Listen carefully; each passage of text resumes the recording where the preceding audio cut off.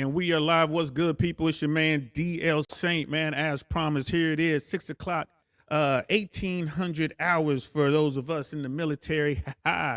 And we are ready to get going, y'all.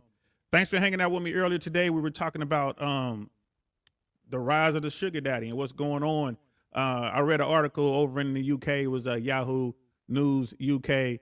And they were talking about how sugar daddy sites searches have grown almost 50% in the past few months. A lot of that is due to the current economy. What's beginning now here has already been growing there. So they're really getting into the crunch time when it comes to money. So, and what's going on? Women are looking for sugar daddies. That was a pretty good episode. Go check it out if y'all missed it. But welcome. I'm DL Saint. This is the DL Saint I Really Want to Know podcast. Thanks for coming through. Thanks for showing up and being here with me. Y'all know I was missing in action for about a week. I had some family issues I had to go square away, and we got that done. And now I'm back with a vengeance to make it happen. Second show today. Brother Michael was good. He was the #1 chat today. He put this chat in here probably a couple hours ago. And then Brother Jason Johnson in the house was good. Fire, what's up? Thanks for the support, fellas. We're about to get into it. And we're about to make this happen, man. We're going to talk a little bit about history. You know what I mean? We're going to talk about warrior females. And whenever I talk about history, there's only one person I trust to go to. I know it's going to be 100 with me and always give me the true, you know what I mean? Like what really was going on. It's my man, Rook, in the house. What's good, Rook? How you feeling, brother? What's happening, DL? Welcome back, brother, man. You know what I mean? First of all, thank you as always, man, for coming through. Hey, thanks for having me. I have a lot of fun with this. I think we're going to have a good show today. Yeah, bro. I know we're going to have a good show, man. And I also know you could be doing other things, man. You could be out there chasing tornadoes, man. You can be figuring out that. Sure, he did that. How did that trip go, by the way, bro? That was good, man. I got 4 tornadoes. We got a few. We went across 7 states with my tour group, and everyone was real happy with it because, you know, I took a tour group. It was just amazing. Caught some good supercells, and the tornadoes, you know, that's just the icing on the cake. But good photos, good video, good times, lots of driving, which wasn't fun for my sciatic, but it is what it is. Just making it happen, you know, bro. You start approaching 50 years old, and you start like, hey, I can't do this kind of stuff anymore. You like say approaching 50, bro. I'm already in the 50s. Yeah, I know you're over 50. Yeah, bro. Shit be hurting for no reason, man. Exactly. Real old man with a lot of miles on this. I got a lot of miles on this model right here, y'all. I'll be trying to go in for a recall. They recalled my age, boy. 1970 got recalled. I'm waiting for my new body. But yeah, bro. I think about the stuff that you do, man. Like for real, the stuff that I can't even talk about. If we were living in like the 1800s, bro, they probably be telling. It'd be like you, Paul Bunyan. You know what I mean? And those big stories, you mean, man. 1800 BC, maybe. Oh yeah, you. It could be you, Achilles. You know what I mean? Hercules out there making that happen, bro. But yeah. That's cool, man. Thanks again. So let's do this, man. I'll let you do a brief like intro for yourself, man. Like again, just remind those who don't know who you are, and then you know, just kind of give them a heads up of what we're gonna be talking about, bro. And we'll get and then let's just make this happen. Shit, let's get right into it. Obviously, my name's Rook, and I'm not quite as old as Don, but I'm getting up there. I've got a few experiences in the world. I love to do world travel. Did a motorcycle trip across India years ago, and you know, did the travel through Europe and North Africa and Central America, all over the place. And when I travel, I like to know about the places that I'm going to, not just currently, like the current cultures and everything, but also their ancient history as well. And I'm really into that. And so I've been for the past 30 years, man. 30 years I've been kind of an autodidact with regard to ancient history and other things too. I'm into science stuff too. Yeah, so, you know, somebody had mentioned on a previous podcast with DL about doing a show on ancient warrior women, or just warrior women in general, because it's not something you really hear a lot about, except maybe from Hollywood. And Hollywood, I wouldn't say is a good source for accurate information all the time. Yeah, their record is But pretty weak right now, especially on keeping it keeping it 100. You know what I mean? yeah, I mean, I don't get to the movies anymore like I used to, but I'm sure nothing's changed on that front. But anyway, that let's do a show on the ancient warrior women. So here I am, and I know Don knows a lot about more modern stuff like World War II and probably the Peshmerga in Kurdistan. I know a little bit about that too, but I figured let's talk about it, and have some fun. See Let's what we definitely, can, yeah, what we can find. let's definitely talk about that, man. And that was Miss Globe Girl who actually suggested Yeah, this on the last show that we had with Rook. And so shout out to you, Miss yeah, Globe Girl. that was yeah. I did a show earlier on the Nubians here. That was a month ago now, or Yeah, it was about a month ago. It was yeah. it was on the pharaohs of the 25th dynasty, right? So I included them, yeah, but yeah, of course, but also, we covered a lot all the way up to the Meroitic period, which was like 300 BC. But actually, I'll be covering the Meroitic period in this show because there's a lot of Nubian queens called the Kandaki that we can talk about. But uh, we should probably work our way chronologically. Maybe start with the myths and kind of work forward from there, because the myths kind of feed into real world warrior women. Yeah. So I And let's figured get into it, man. So if Miss Globe Girl jumps on, I'll definitely remind her, like, hey, this is this is definitely her show. And so yeah, man, let's get into it, bro. So when we talk about this, right? Because there's a lot of people out there, a lot of men, and they're like, oh man, women don't fight, you know, they stay home with the kids, they clean the kitchen, they cook, whatever. But people don't think back far enough. 'Cause you were saying, back in the day, like everyone played a serious role. So when your village is out hunting and gathering or whatever you're doing, the men are away. If the neighboring tribe or another band comes up, people got to take care of business, right? Is that how that works? especially with the nomadic cultures, every single person counted. Didn't matter if you were male or female. It wasn't like a sedentary culture like the Greeks, for instance, or the Mesopotamians like Sumerians or Akkadians. You didn't have a situation where you can have a woman stay at home and do all the domestic chores. When in a nomadic culture like the Scythians, which we'll get into, and the Thracians and others, uh, everybody counted. There was no farming. You can't farm on the Eurasian steppes. That the land isn't conducive to that. And so they were raised as equals. And in fact, the Scythians are, I believe, the real world model for the Amazons. So when you look at myths, from my experience with over the past 30 years, I've been looking at myths from all over the world, with the Aztecs, the Incas, the Mayans, um, the Greek myths, Nubian myths, all of it. I noticed that there's really six ingredients that you find in all myths. The first one, we all know what that ingredient is, and that is fantasy. And obviously, it's just made up. There's no truth to it whatsoever. It's fantastic. I mean, there's monsters and dragons or whatever it is. God's throwing lightning bolts, that kind of stuff. That's the first and basic ingredient of a myth. But it isn't the core ingredient, and that would be the sixth ingredient, which I'll get to. But the second ingredient is speculation. So you have a lot of speculative thought that creates a myth, and that's kind of like a notch above fantasy. Then you have possibilities, and this is your third ingredient. And possibilities are capable of being true, though not always reasonably so.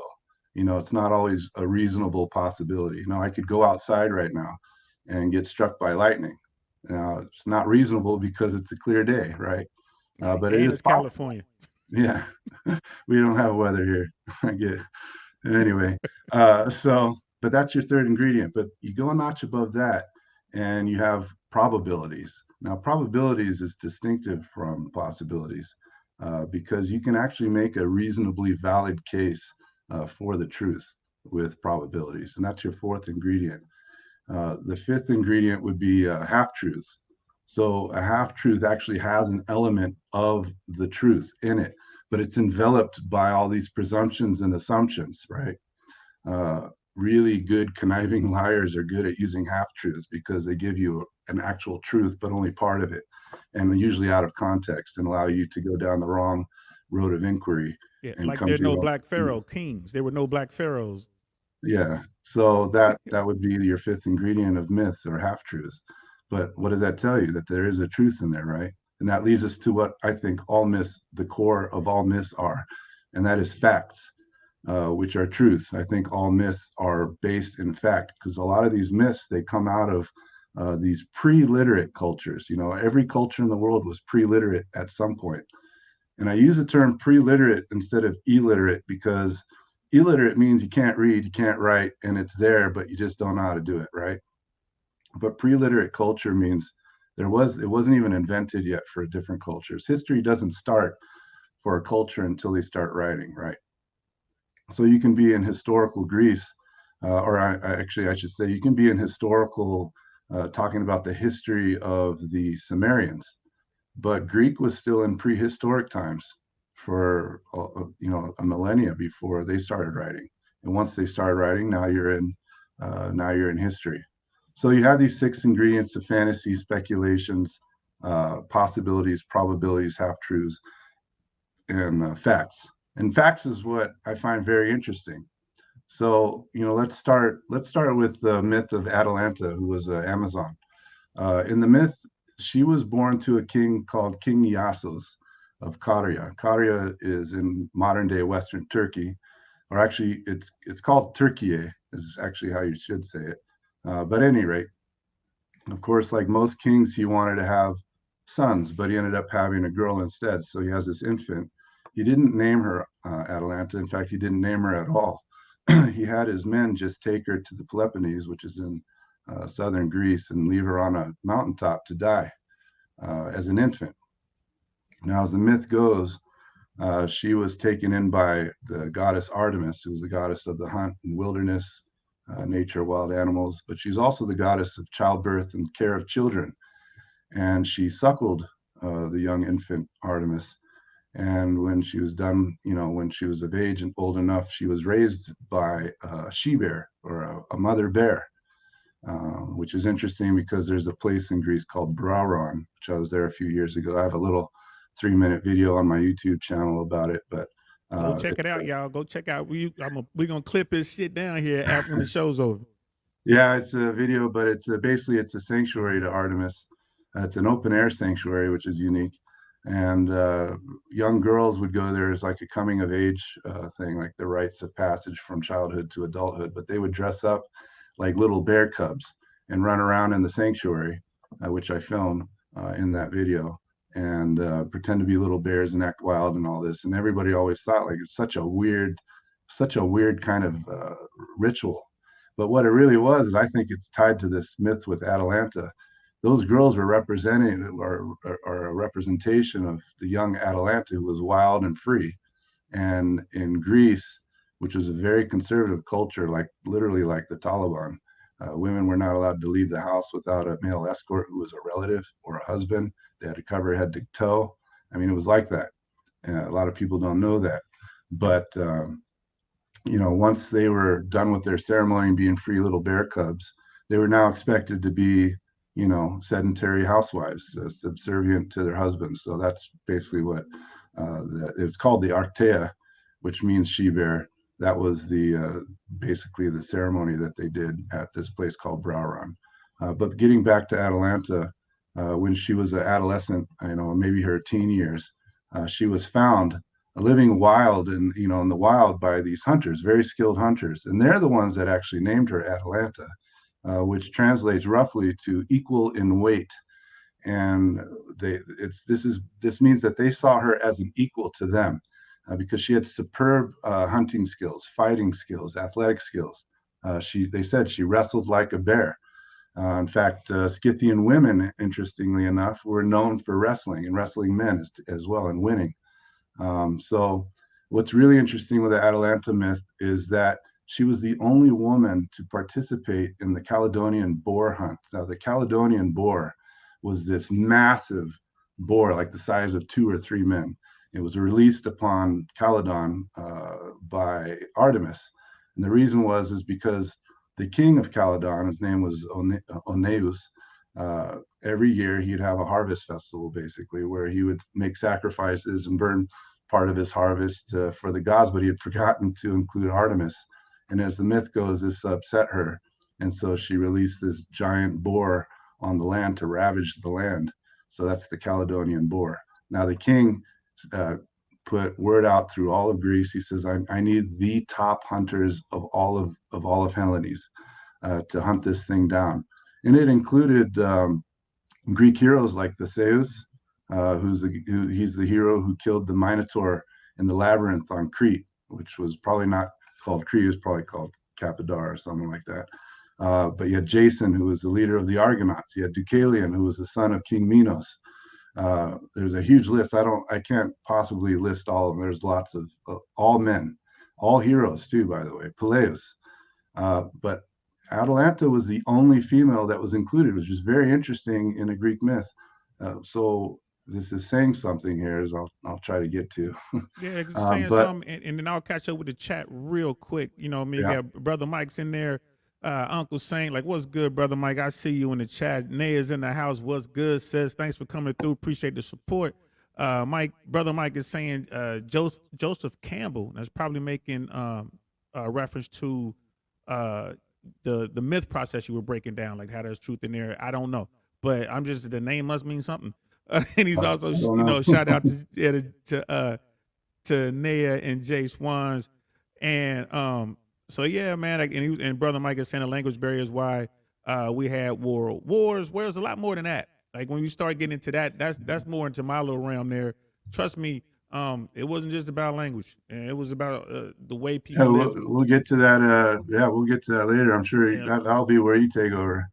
Yeah, and then Brother Mike also says we also fought wars for women like Cleopatra, and I'm sure we can touch on that. Cleopatra's name. I didn't even think about her. So sorry to interrupt you. I just want to catch up on the chat. No problem. Yeah, Cleopatra was a Greek descendant that ruled over Egypt. She was the last, basically, she was the last pharaoh of Egypt. She was descended from the Greeks, but she was the only one of the Ptolemies that even bothered to learn the Egyptian language and learn how to write in their hieroglyph written language. But anyway, having the Atalanta on this boar hunt really pissed off all the guys that were involved, including these heroes like Theseus and the others, Jason of the Argonauts, because they saw it as a disgrace to have a woman join, and this is in the myths. But not only was she on the hunt, but she was the first one to finally injure the boar. And not kill it, just injure it. Well, I think I'll get to that in a second. I think she killed it, and I think it was a Scythian. But yeah, in the myth, it says that she injured it, and then that allowed this other guy, his name is Peleus, to finally finish it off. Now, the interesting part of it is that the King Oneus of Caledon, he actually said, whoever kills this thing, I will award you. You will get the reward of this massive boar's hide and his tusks. Right? Well, it was Atalanta who got that reward, which also really upset the other men on this, except for Peleus. So I found that very interesting. I think, there's some facts. I think there may have been a hunt in the past that included a Scythian woman. We'll get into the Scythians here in a second, but that accompanied these men and actually killed a pretty ferocious wild boar, and was awarded it. And it probably caused a lot of havoc because, the traditional Greek society, that's kind of unheard of to have a woman join a hunt and much less be the one that makes the prize kill, right? Anyway, her lovely father, who left her on the mountain, heard about this, and suddenly now he wants to be dad again, right? He's all proud of her and everything, but he wants, in traditional sense, wants to, marry her off. So, but she's not having that. She says, all right, I'll marry someone if he could beat me in a foot race. And she says, but if they lose, I get to kill them, right? This is the myth. And so the bodies were piling up, but guys couldn't help themselves. They were just completely enthralled by her, her raw beauty and exotic nature, her ferocity. It's just completely different from the typical Greek woman who was under the thumb of Greek men in those times. Could you So imagine anyway, that happening today, bro? Like, listen, this is the finest woman in the land. She yeah, tough, she's bout it. You can have her if you can beat her in a foot race. You know how many bodies will be piling up? You know what I mean? Like, I mean, yeah, TikToks and will be out there. you get killed if you don't win, but they kept coming. They kept coming. That's never gonna happen. Like what? You gonna kill me if she beat me? Yeah, Nah, nah. but, So, and you know, and I've never heard this myth before, bro. But I'm very intrigued by it, and it reminds me of uh, Romulus and Remus. It sounds a lot like the in myth of Rome, how Rome began. right? Yeah. Exactly, and you'll see a lot of similarities between myths. In fact, this myth right here that I'm talking about right now is very similar to an Abkhazian myth. Abkhazia region is on the eastern Black Sea, and they had a myth of a strong young woman named Gunda the Beautiful, and she vowed only to marry a man that can beat her in wrestling. Which again, wrestling was something the Amazons did in Abkhazia, in that region. There was an Amazon stronghold. So I find that very interesting. You'll see these kind of parallels all over the place when you get into these myths across cultures, by the way, And which I find fascinating. this was all pre-written word. Well, the Abkhazian are more recent. So, but yeah, these are all myths come from oral tradition and then they get written down. And that's why you see so many different versions of them. You'll see versions of them where you'll have characters that, if you actually do the chronology of when they were alive, you're like, wait a minute, Heracles was alive for this, but then he's also alive for this like 100 years, 200 years later.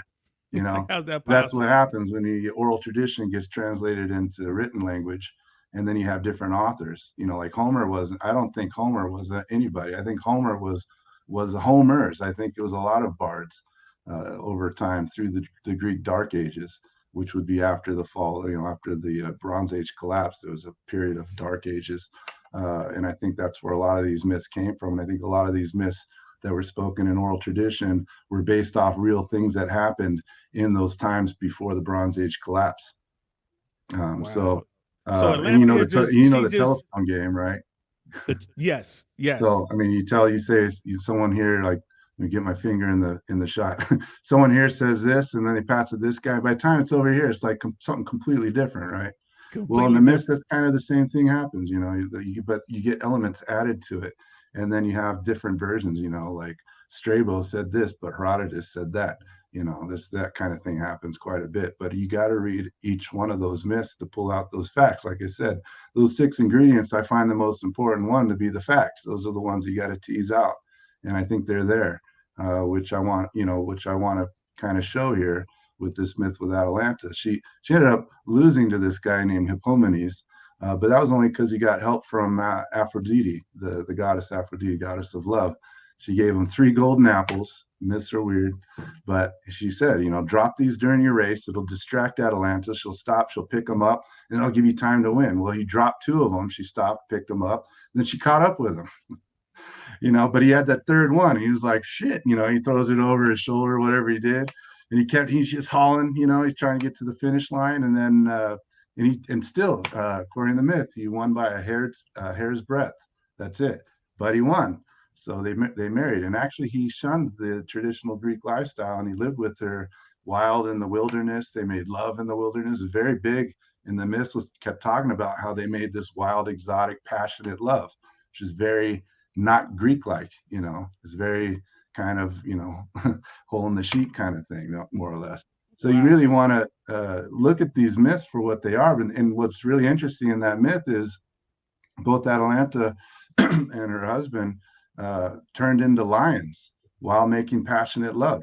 And I find that lion thing to be very interesting because if you look at all the exotic, raw beauty, ferocious women in Greek mythology, like take Medea, for instance. Medea was considered a sorceress. She was actually referred to as a lioness. They all come out of Amazon strongholds, all of them. Medea came out of an area called Colchis, which is on the eastern shores of the Black Sea, which is an Amazon stronghold.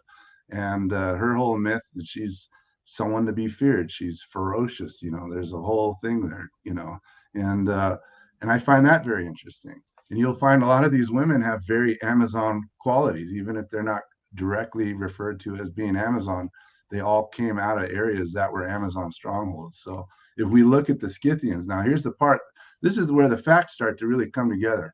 There's another myth of Heracles, which the Romans called Hercules, which Hollywood calls Hercules, but he was Heracles. And he had, his 12 labors. One of the ninth labor was him. He had to get a belt from an Amazon queen, right? And it's like, a belt, it doesn't even make sense, right? But archaeologists have found war belts from female Scythian graves. Now, a war belt, think of it as a weight belt, you wear for doing squats or you're wearing for deadlifts or whatever. They're thick, like 4 inches, 3 inches, crappy ones are 2 inches. But they would wear these around. They'd be thick leather or they'd be plated with bronze plates or later on with iron plates. These were to protect them in battle, their organs. That's a very vulnerable area. I also think it also helped their backs when you're riding horses hundreds of miles a day sometimes, across the steppes. As nomadic culture, you're on horse, you lived on the back of a horse. So these were war belts and they were a real thing. Never says what it is in the myth. It just says, oh, he needs to get this belt, and that's his big labor. It was Hippolytes' belt that he had to get. She was an Amazon queen. Well, very interesting because that's a Scythian real world thing that we've found, not we, but the archaeologists have found. Another interesting thing is that one in every three kurgans are where their graves. Kurgan is basically the grave underground, and then over it you had a big mound of dirt with stones around the top, like in some ritual, sacred religious patterns or whatnot, kind of like Game of Thrones, which they never explain what those patterns were. but you have these kurgans, right? One in every three women were buried with weapons. Now, initially, of course, the male scholars would look at that and kind of scoffed through the 20th century and said, you could be buried with weapons, but doesn't mean they were actually using the weapons in war. But unfortunately, as time moves on, forensic science has really kind of advanced itself, and they are not only now able to tell the difference between a male and female skeleton, particularly around the pelvis, which is completely shaped differently, but they can also do a lot of other things to really determine if, you can look at bones much closer than you could in the early 20th century. And check this out. They have found, not only have they found these women buried with things like arrowheads and swords, knives and battle axes, and these aren't the big battle axes. I want to get to the battle axes. I want to be all over the place. But these were the small, they're called cigars. They weren't the labrys that everyone associates Amazons with. They were called a cigaris. They're a much smaller, very lethal battle axe. It had a blade on one end. The back end was blunt and usually in the shape of a griffin. So can you imagine this ferocious warrior woman coming at you on the horse, expert rider, full speed, with this griffin butt end of a war axe coming at you, about to smash your skull in, right? And they found holes in guys' skulls from axe wounds from this. But what's really interesting, though, is that they found these women with weapons with boxer's wounds. So, boxer's wound is when you break the fifth metacarpal here in these two knuckles. That's why I shouldn't tell anyone this, but when you're a young idiot, you're supposed to hold a Bic lighter, so you don't do that. That's like better than brass knuckles. But you didn't hear that from me. But anyway, but they found women with that. That's indicative of hand-to-hand combat. I mean, that's insane. They're punching dudes with armor. It might have been leather, but that's insane. I mean, so now they're not just buried with weapons. These they have boxers wounds. Did they have any like scars in it? Because yeah, absolutely. They not only did that, they had healed fractures. So we've advanced quite a bit. So all these old early mid 20th century scholars that said, oh, they were just buried with weapons doesn't mean anything. It was a sacred thing. No, these were their weapons that they used, and they were buried with honor because they were warriors. And these women are found with healed fractures. You don't get healed fractures unless you're in a battle. And these are types of fractures that you would see, and they're all on the left side of their body, which you would expect when you're fighting a right-handed opponent. And they're not just finding these healed fractures, which is indicative of multiple battles that they fought in. It wasn't like a one-off thing, but they're also finding actual sword cuts in their bones. axe cuts in their ribs. They found one woman who had an arrowhead still stuck all the way into her kneecap. Okay, so now we're starting to see, oh yeah, these were actual real warrior women, Scythian women. Remember, Scythian is a blanket term, just like Thracian. So these are real world badass bitches that they would fuck a guy up today. Sorry for cussing, but yeah, I'm so excited about it, because when the more of this stuff that comes out, I'm just like, I love it. You So, know, it's so, just a, and let me ask you a question here, because you're saying women, and when we hear that today, we think, we know so over foreign to hear 18, that. you know what I mean? But what ages were these Most of them were women? between 16 and 30 years old, but they found one kurgan with a 10-year-old in it that had battle wounds and was buried with like 30 arrowheads. 10 years old. Can you imagine that? Dude, I got a 13-year-old. I could not imagine my baby on the battlefield, knocking dudes' heads in with a battle axe. You know what I mean? Hitting arrows from the back of a horse. And Yo, it was that's a real real. thing that really happened, and they're finding more and more of this. In fact, over 1,000 kurgans that they've unearthed, 37% of them are women, and 25% of that were buried with weapons, not just one or two, but multiple weapons, 30 arrowheads, uh, dozen knives and daggers. I mean, they had all these weapons or type of weapons that you would use on horseback for fast combat, hand-to-hand combat. They weren't wielding big great swords and stuff that you couldn't actually fight battles with. They were very quick, fast, aggressive, limber, skilled warriors, And extreme warriors. let me ask you this, and then I'll catch up with the chat. But what about the weight difference, bro? The Because I what? mean, the weight difference. Because today, in today's world, in today's modern world, like humans are way bigger now than we've ever been. Not just fatter, but just just taller, stronger. I mean, look at LeBron James. Look at some of these NFL guys, these NBA guys. So when you think warrior, you're thinking, how can they overcome the weight difference? I see some little woman, some 5'6", whatever, come riding up on me. I can handle her. So how was the weight difference handled back then? Was there a difference? Well, I mean, if you watch any UFC fight or you watch anything like that, I think Brock Lesnar's first fight in UFC 200, he fought what's his face? I think Brock was quite a bit bigger, but he lost that fight because the guy got him in an ankle hold, right? Okay. But it's really not about size, and then any real fighter will tell you that. If you talk to guys that fight for a living today, you'll say, "Hey, man, your weight difference, this, that, and the other." Look at Mike Tyson; he was like a midget compared to everyone he fought, but everyone he fought felt like a tower of bricks, right? It's all about speed, agility, skill, and being smart. Look at Sun Tzu's Art of War. Yep. Does anything in there say you have to be big and strong? No, not one of them. In Nope. fact, not to get off topic, but the Chinese actually took a group of housewives. This is true, and trained them in Sun Tzu's Art of War just to test to see if his stuff really was legit. And then they put him to a test. They didn't actually put him in battle, but they took this group of women and they trained him with all his tactics, and then had him do like a mock battle or whatever it was they did, and they were extraordinarily efficient.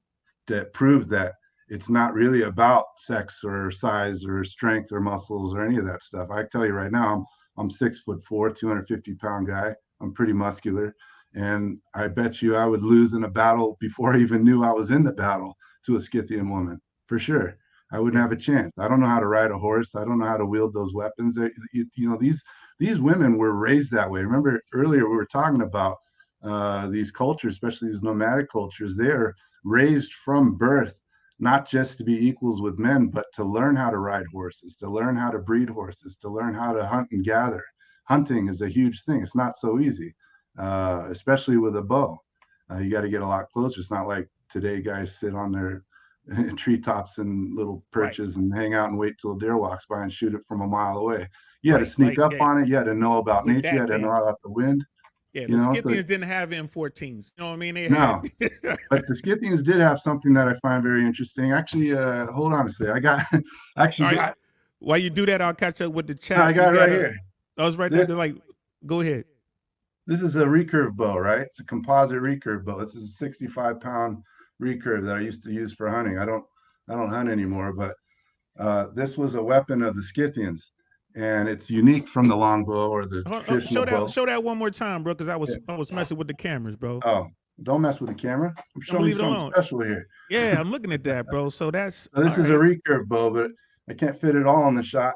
But you can see the design here. You notice how it comes back. So you'd actually, when you're shooting it. This actually, let me fuck. This will add so much more energy when you draw the string, right? A lot more. So you can actually have a smaller bow. To have a long bow, like a regular bow, that can shoot with the same energy that this bow shoots with, it would have to be very big. But when you have a recurve design, that's also composite. You can shoot these things like composite. What I mean by composite, it's made from different materials, not just like a piece of wood, like a stick that's bent. These were made from like pieces of horn. The Scythians often used like ibex and goats and ram horns. And then they would wrap them in horsehair and birch bark or deer or elk or ox sinew. And then they would glue it around a wood core. And this really put a ton of energy into these composite recurve bows. So now you can carry a much smaller bow, which you'd want when you're riding on a horseback. And the other thing they did too was if you look at some of the old black figure and red figure Greek vases, you'll see some of them where these Scythians who are interestingly dressed like Amazons, or I should say Amazons are interestingly dressed like Scythians. Again, facts, remember. I think Amazons are based off real world Scythian warrior women. There may have been all female Scythian war bands. I have no doubt about it. But they weren't. It wasn't an all female tribe. It doesn't even make sense biologically for that. But these myths also have fantasy and a lot of other stuff. But I don't want to get too off topic. But they would hold their arrows in their fingers so that when they're drawing the bow, they have like 3 or 4 other arrows ready to go. Yeah, there's a picture of me shooting this recurve bow. And you also notice I wear my quiver. I always, this is how I used to hunt too, actually, but with a shirt. But you'll see here, you'll have the quiver. They always wore their quiver on their hips.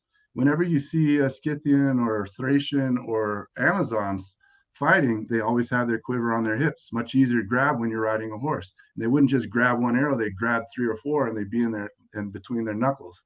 And then they could do what's called a fast natural draw. They didn't sit, if you watch movies, they sit there and they're just sitting there and they hold it, and they're aiming with their eyeball. And that's not really how you're supposed to shoot bows and arrows. Nobody shot that way, and certainly not Scythians, certainly not Amazons or Thracians or the Saka people, which is another nomadic group, sometimes called the Saka Scythians in Persia.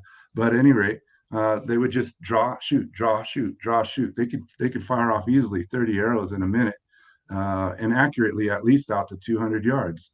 And whoa! As a modern military guy, that's lethal, bro. You're of course telling it's me lethal. they can That's get why 30 rounds off. That's why they were so ferocious and feared by the Greeks. Not just the Greeks, the Persians even talked about them. It's not just the Greeks that knew about these nomadic warrior women and men. They're all over the place, and that. They imagine too. They were tattooed. They had tattoos on their necks. Some had tattoos on their face. They had sleeves before people even were calling them sleeves in the U.S. Now tattoos, you see them. Even I have tattoos. Everyone has tattoos these days, right? My tattoos are 25 for the people years who old, are listening, for the people who are listening, I want to bring this in perspective.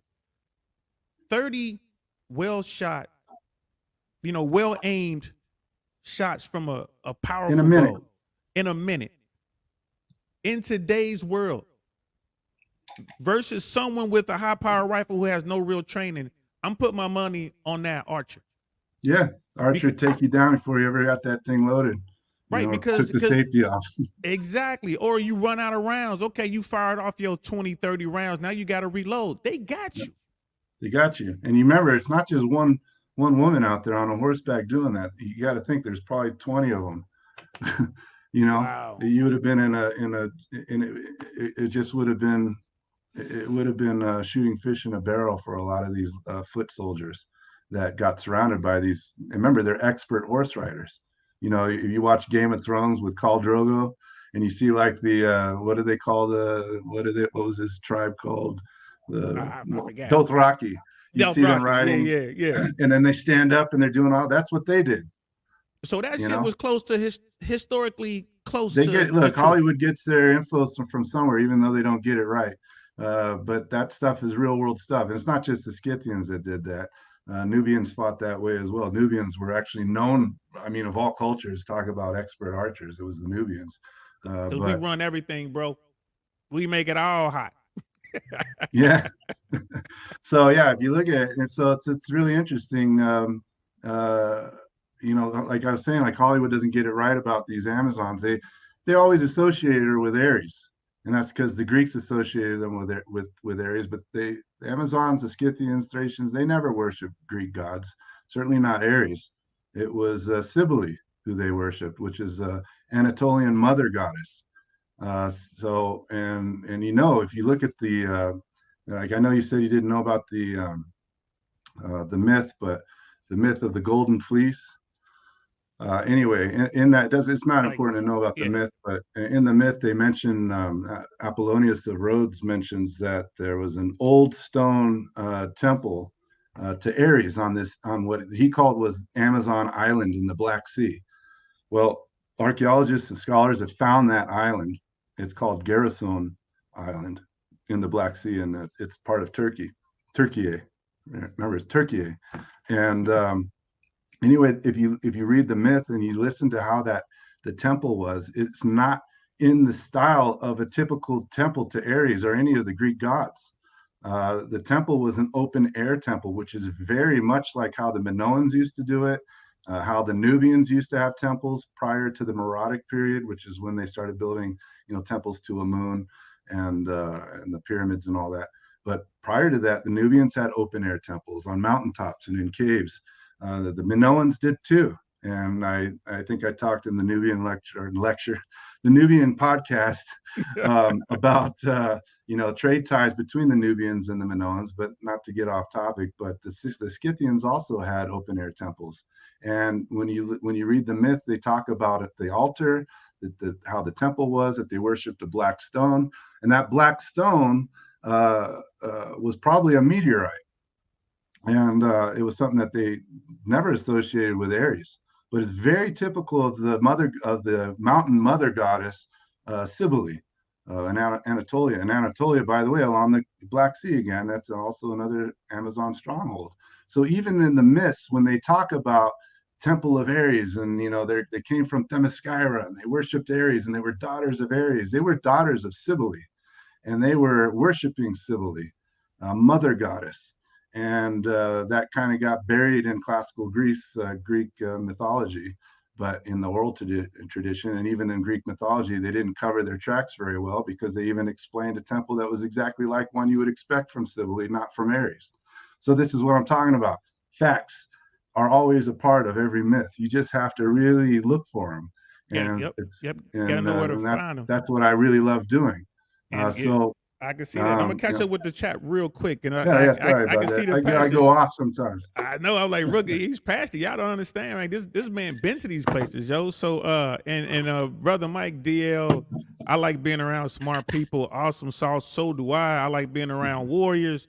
Rook is, like I told him a long time ago, one of the smartest people I know. Is I thought he worked for the CIA. Nah, I wish. Thanks though. Yeah, like I thought he worked for the CIA. That's another story. We might tell you one day. And then Miss AKA lady, welcome. Good to see you again. Female warriors, my type of content. Hello, all. Hey man, we trying to keep it real over here. Brother Michael, savage. You know what I mean? And then Brother Michael continues, you can only imagine how strong us men had to be. Like, men had to be strong, man. Everyone had to be strong, it sounds like. Yeah, there men was no too, room man. for The dead weight. Scythian men, I haven't talked about them, but that's because it's not part of today's topic. But you have to remember that there were men were right alongside them. Remember, it was Yep. 37% of the Kurgans were women. The rest were men. So, but this is just shows that the women were equal with the men. But if you had strong, ferocious women, you had equally strong, ferocious men. So I mean, the Scythians were not to be tussled with, as the Right. Greeks, quickly learned. Yeah, you didn't want to take them lightly. And Brother Michael continues, you had to be a lion. Snuggle 668 in the house. Welcome. Thanks for coming through. Appreciate the love. This is fascinating, DL, from Brother Michael. And he's saying facts. Oh, Suzette Speaks is in the house. Sister Suzette was good. Thank you so much for stopping by. and checking it out. Suzette speaks. Salute to Ed DL and to the panelists in the chat. Good vibes. And then everyone is just being happy. And brother Mike, that's Suzette. You know what I mean? Keep it. You got to show some respect on it. That's my people, man. Without her, I wouldn't even be at the level that I am, even though I'm just getting started. It's Suzette who's giving me a whole lot of love, man. So absolutely respect her. I'll come see you if you get wrong with her. You understand? You know what I mean? So and they just showing love in the chat right now. Please like the video, guys. Miss Globe Girl, welcome. Miss Globe Girl, we got to pause just for you. This is your show, Miss Globe Girl.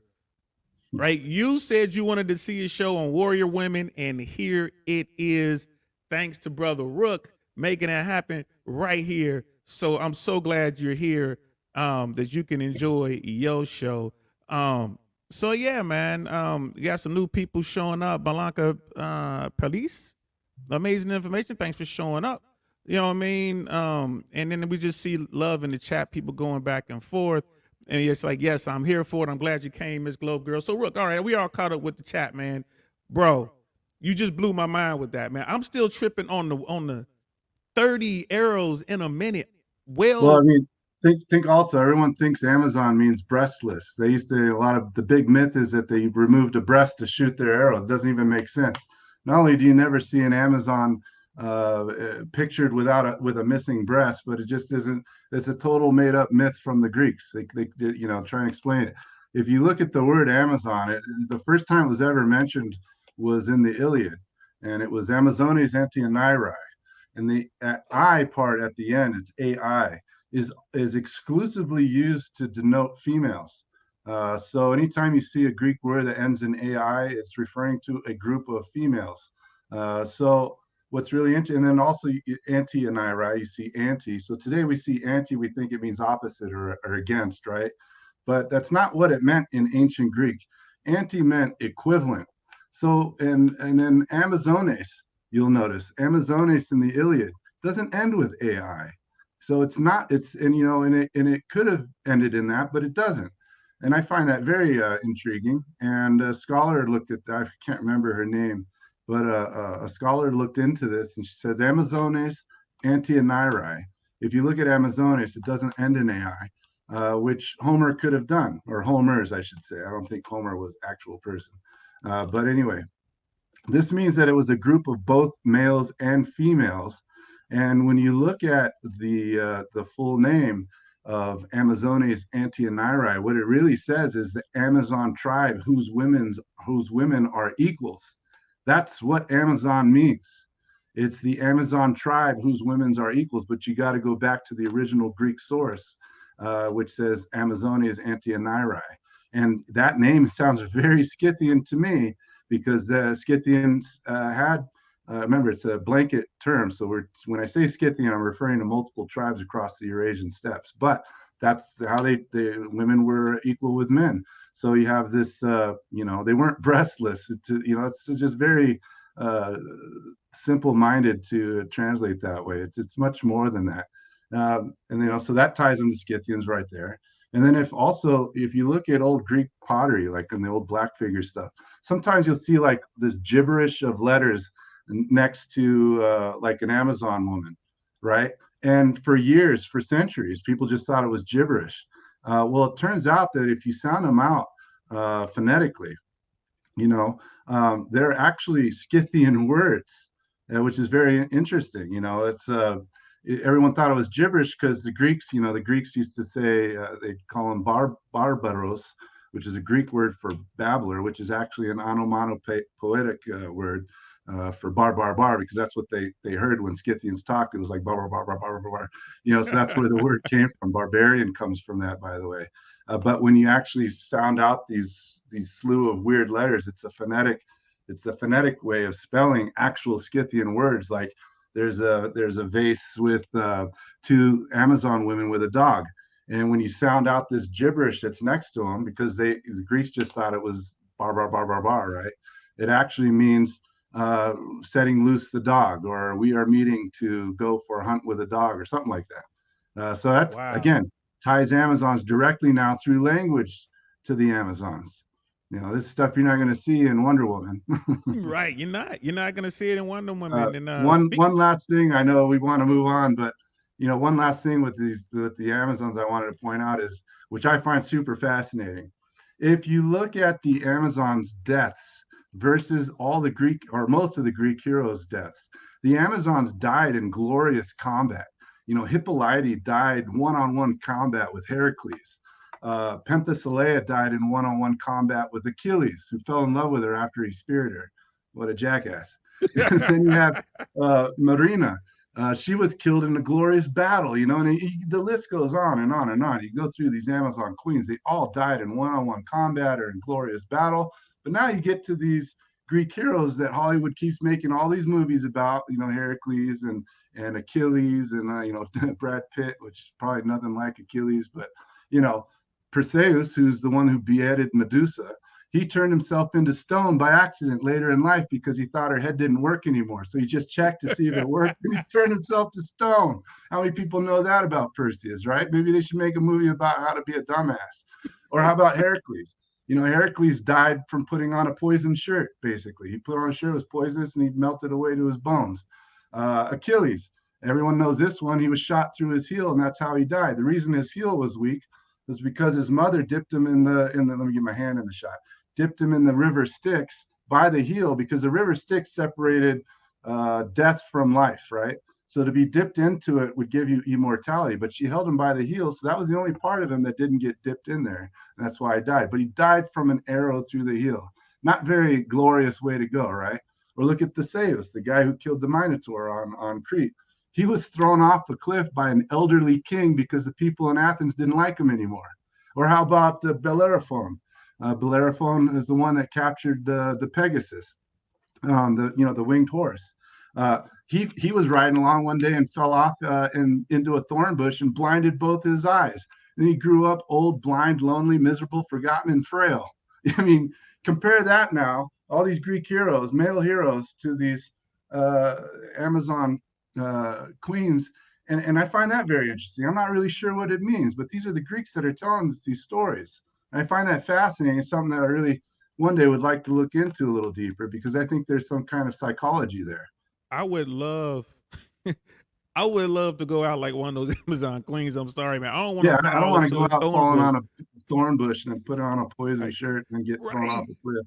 Bro, I didn't know this shit, man, because you thinking, Hercules, man. Don't.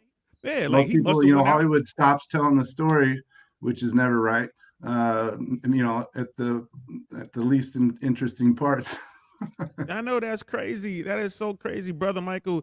Dio, you're gonna call in tonight. You're probably talking about Fresh and Fit. They do the call-in shows on Fridays, right? They're doing one tonight instead. Maybe they got something coming up this weekend. I hadn't planned on it, but we'll see. Maybe. I was just down there. I was just kicking it with the guys Tuesday night.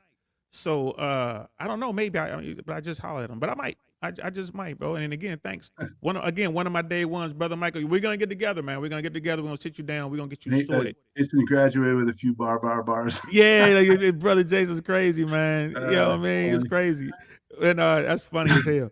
The chat is you know what I mean? We got some tight ones in the chat for real.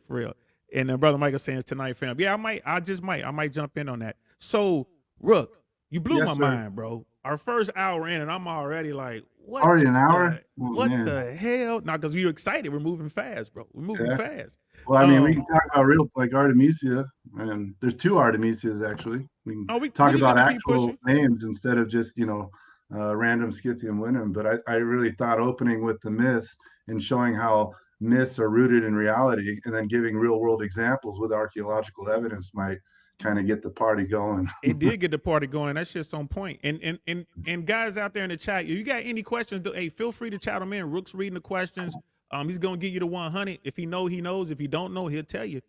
So perfect person to know what I don't know. Yeah, you ain't gonna get any bullshit over here, man. So the I was just going down the outline that you sent me, bro. So, and I can't pronounce Teotana. You want to talk about she's a queen of Illyria or Artemisia, whatever you like. Yeah, because I had it on my notes here, so I'm like, oh, I better mention this. So what's up with so give me some background on that, bro, because I really don't know. I never even heard the name before.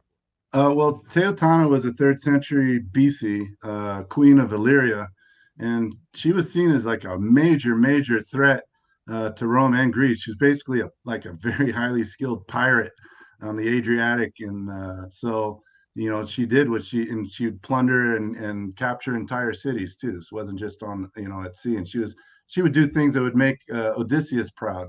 Damn. Odysseus was the one with the Trojan horse snuck into Troy, and that's how they won that battle. Odysseus was pretty much a sneaky kind of guy, you know. But anyway, she would do things like show up on shore and pretend they were all thirsty from being stuck at sea and acting weak, and carry these jars and begging for fresh water. And then they would come out and say, "Yeah, come into our city, with your fresh, we'll give you fresh water. Oh, woe is you." Plus, they see it's a female commander, so like, oh, she can't be that dangerous. As soon as they got in the city, they would pull their swords out of their jars and slaughter everyone and take their booty. I mean, this kind of type of person we're talking about here. Yo, Teuton, by the way, for people and, that and what time frame was this? this is the third century BC. Wow, so So I mean, was this normal? Like, because you hear about piracy, of course, we all think of Blackbeard and all that kind of stuff. So I guess for seafaring, well, I mean, some of the original pirates were the Minoans. That was a thalassocracy. A thalassocracy is basically a professional piracy mandated by government. the original privateers. Like, Mhm. One of so the first navies. because that's what gets me, bro. Because so what she was doing was with because she was female, was that considered just like crazy or Well, yeah, is it wasn't the norm, but it was a real thing. She used to sail around. It wasn't a bireme, but it was a bireme like thing. So a bireme, trireme. These are ramming ships where the bow is really low in the water, and you usually had like a bronze battering ram on the front. And bireme would be two rows of oars along the sides of the boat, where you have men on two rows rowing, one over the top of the other. So there was layers to the boat. Trireme would be three rows, right? Well, she would be basically in what was a bireme, and her battering ram was in the shape of a dragon, right? You see her coming. This boat's coming at you full speed, and it's got this huge dragon on the front of it, about to ram your boat and sink you, and drown you all and slaughter whoever didn't drown, right? But that's what she roamed around the Adriatic and other seas as well. I think she got into the Ionian Sea and elsewhere. But yeah, so this Teutana, third century BC, she wreaked havoc on Greek and Roman merchant and trade ships. so I why is mean, it was this sounds familiar to me, bro? This sounds like the second half. We're all familiar with the Battle of Thermopylae, three, and Leonidas and his 300, but there was also a sea battle. yeah, there was a sea battle, the Battle of Artemisium. So there was actually two Artemisias. This would be Artemisia the first. This is around 480 BC, right? And while the 300, which wasn't 300, there was thousands, and they included slaves, by the way, helots, as they called them from the Spartans. That's what they called their slaves. But anyway, Artemisia was half Cretan and half Carian. So remember, Caria was in along the western shores of what's modern day Turkey. And she was a friend and trusted advisor of the Persian king Xerxes, right? And she commanded four forces, not just her own ship. She had four forces, from Halicarnassus, from Kos, an island, which you can think of them as city states, from Nisaros, another island, from Kalindos. So these are different places with their own leaders, but they all had to bow down and follow her command. So she had command of four forces from four different regions, those four that I just mentioned. And she sunk ships off at the Battle of Artemisium, which was going on while the 300 thing was going on, right at the Battle of Thermopylae. She survived two major storms, too, to get there, by the way, which is also never told, which wiped out a third of the Persian fleet. But she was said to have had the best ships of all of the entire Persian fleet, which consisted initially, before those storms, of I think 1,200 ships, somewhere like that. Anyway, after the Battle of Artemisium, they continued down towards Salamis, which is near Patras now. the port where I like to go to all my islands from. But anyway, she advised Xerxes against it. She says, don't go down there. She understood the weather. That battle was won on weather, by the way, Yep. what's called a diurnal wind shift. I don't want to get too into that, We but covered it in our oh, very did first we? show. We talked about that. Yeah, so I Yeah, can I go did back a and watch whole the very paper first on one. it as a grad student, but it's pretty fascinating. But anyway, she said, don't go down there. It's basically a trap. You're not prepared. Our ships are the bow's too high. The wind will catch us. All this. Those triremes that I was talking about earlier, they're very low, so the wind's not going to affect them really from the side. They drop their sails, they're good, and then once they get in a position, they raise their sails, they come full bore at you with these battering rams that are kind of half hidden in the water, and they sink you. And she says, don't do it. But of course, Xerxes said, oh, you know why? I think if I sit on the shore, which he actually did, he sat on the shore and watched them at the Battle of Salamis and said, if I watch them, they'll be inspired and then they'll win. Well, he ended up watching them get slaughtered by the Greeks. The Greeks took advantage of that diurnal wind shift and sunk many of these boats, except for Artemisia, of course, who was highly skilled and knew what she was getting into. She's probably avoided a lot of the problems there. But she also recovered Xerxes' brother's dead body. What was his name? Artemis or Ariamenes, I think was his name. But she recovered his body. The interesting part of the story you never really heard about is that, well, one, the Greeks put a 10,000 drachma bounty on her head. That's how bad they wanted her. They wanted her alive. I'm assuming to torture her, but anyway, so she had a price on her head. You don't hear about that too often. You don't hear about people getting prices put on their head unless they were an actual king or something, right? Yeah. But anyway, Wow. when she was fleeing, one of the ships, the Kalindo's ship, I remember that was one of the forces she was leading, was blocking her. And there's a couple versions. I think Strabo and or was it Polyaenus said one thing and Herodotus said another. I tend to like Herodotus better. I know some of the stuff he says kind of off the wall, but it's not by purpose. I think he's just like, writing on the pyramids said because this is how the people were paid in bread and stuff like that. And they didn't actually say that, but that's what he was told. But he was reporting the truth as it was told to him. So Herodotus kind of gets a bad rap with some modern scholars, but he really shouldn't because, again, we can kind of apply the myth 6 ingredients to what Herodotus says because he does have a lot of facts. But anyway, she was blocked and she had to ram this guy to get through. But I think there may have been, and Herodotus thinks this too, is that she may have had a beef with this guy because the king of Caledon was on that ship and she sank it and killed him. Xerxes didn't realize it. He thought she sank another Greek ship, even though they were all getting slaughtered. He's all, look at her, she's still going. He said, what did he say? He said, our men have become women and our women have become men. That's what Xerxes said when he saw that, not What? realizing she sank one of his own But to that get away. statement right there, that statement is that's backed up in historical fact. He That's said that. backed up in historical. That's recorded multiple places, not just by Herodotus. Polyaenus also said it. Polyaenus is the one who wrote the Stratagems of War, which would be your Greek version of Sun Tzu's Art of War. Which is crazy because we come full circle. What do we say about women today? Women are tougher than men. They're more masculine than men. You know what I mean? Our women have become Sometimes, men and our especially men. in those days, you had to be tougher, because there's so much more pressure on you. And then, there's just no expectation that you could do anything. So you really had to prove yourself. You Not that see, men didn't have to prove themselves too, but there's a different element there when you're dealing with females, especially in the Greek world, which was extremely chauvinistic. which is kind of like what we are told about today. Look, people, look how it comes full circle. This is why you must know your history. If you don't, you're doomed to repeat it. Xerxes said his women have become men. He said, And men have, our men have become women, or our women have become men. Xerxes said that. Go on to anybody on YouTube right now, and they say that Jordan Peterson is saying that. Most of the red pill world is saying that. Men are soft. Same thing. Women are tough. Women have become men, and men have become women. Yo, bro, that's fire right there, man. Shout out, Get off your video games. Yeah, I gotta give you a clap on that one, bro.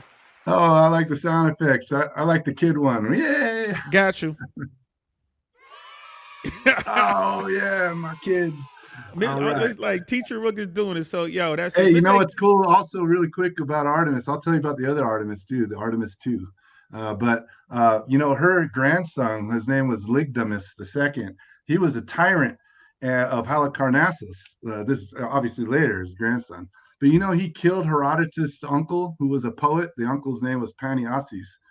He was a poet that tried to rise up against this tyrant, who was the grandson of Artemisia. And at the time Herodotus was a boy, he had to flee that area because of, you know, now his family was marked for death because his uncle had risen up, right? And he had to flee to Samos. And I think that's what inspired Herodotus to do all his travels. So Herodotus travels, maybe, I'm just saying, now this would be one of the earlier ingredients, like speculation or even maybe fantasy.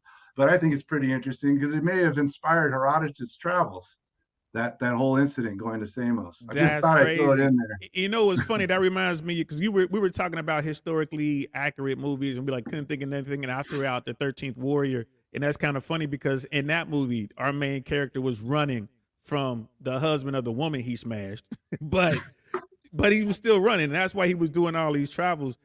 Miss Globe Girl, exactly. If only our YouTubers could know history and the role women really played.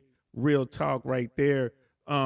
Wonderful 34, wonderful women. Wonder Woman, cause she was wonderful.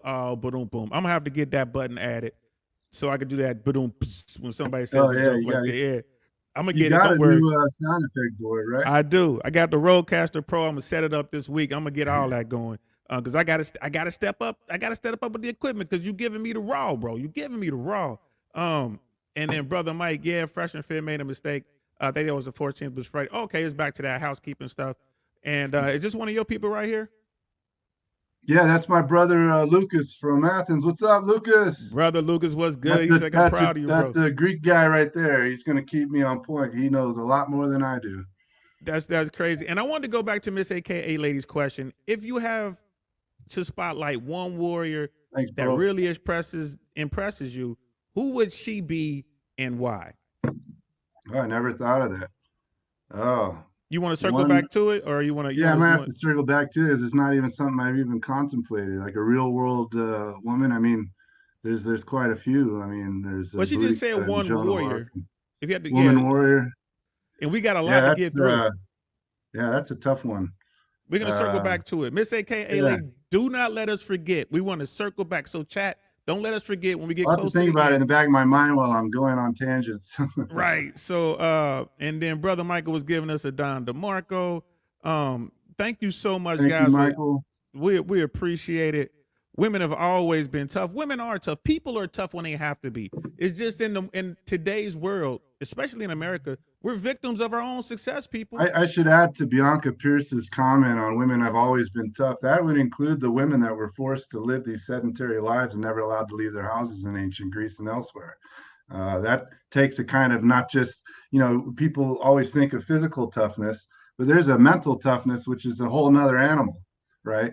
And women throughout history have had to have that kind of that kind of armor that men are simply not accustomed to or even know anything about. Not all men, but most men, I would say. So there's layers of toughness here that I don't want to overlook when I'm talking about female warriors. I am specifically talking about female warriors that fought in battles, but we also have to also consider the psychology of what is a warrior. You know, warrior really, if you really look at what is the core of a warrior, we're talking mental toughness. You know, you don't get through anything without that mental toughness. You don't even go into battle without that kind of right mindset, right? And that's straight You out of know, Art of Warfare. That's out of that's out of the Book of Five Rings. That's out of Clausewitz. I mean, it just when you go to war, you have to prepare yourself mentally for war.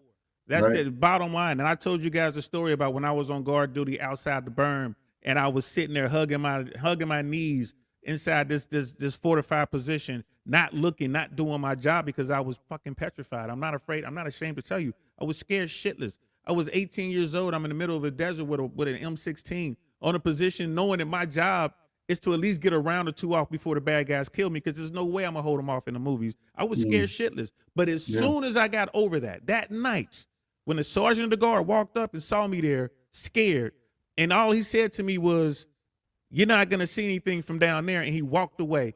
I shook it and I was it. Ever since then, I've been ready. Like I know I'm gonna die one day. But so that's that mental toughness that Rook is That talking mental about. toughness. And I also like how he communicates. I think the most things are said in the fewest words.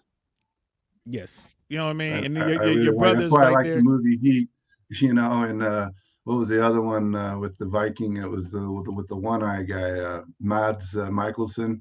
You know what I'm talking about?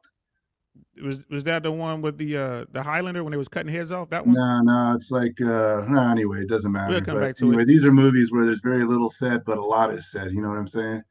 And I yes, just very love little. that kind of And stuff. those are the best leaders, man. Those are absolutely the best leaders. Those are the guys you'll follow anywhere. And Dina Brumer, I believe I'm saying that right.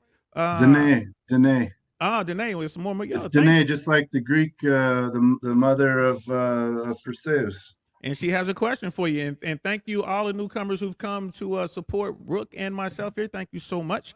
For those that want to learn more, which books would you Oh recommend? man, I got to look at books. I don't know. I mean, like a pretty good. What's a good starter book? This is a good starter book for like ancient Egypt. I would recommend. How do I get it in that shot? Right I'd there. Just recommend hold it this right one. there. There you go. It's a pretty good starter book. I think it's a really good.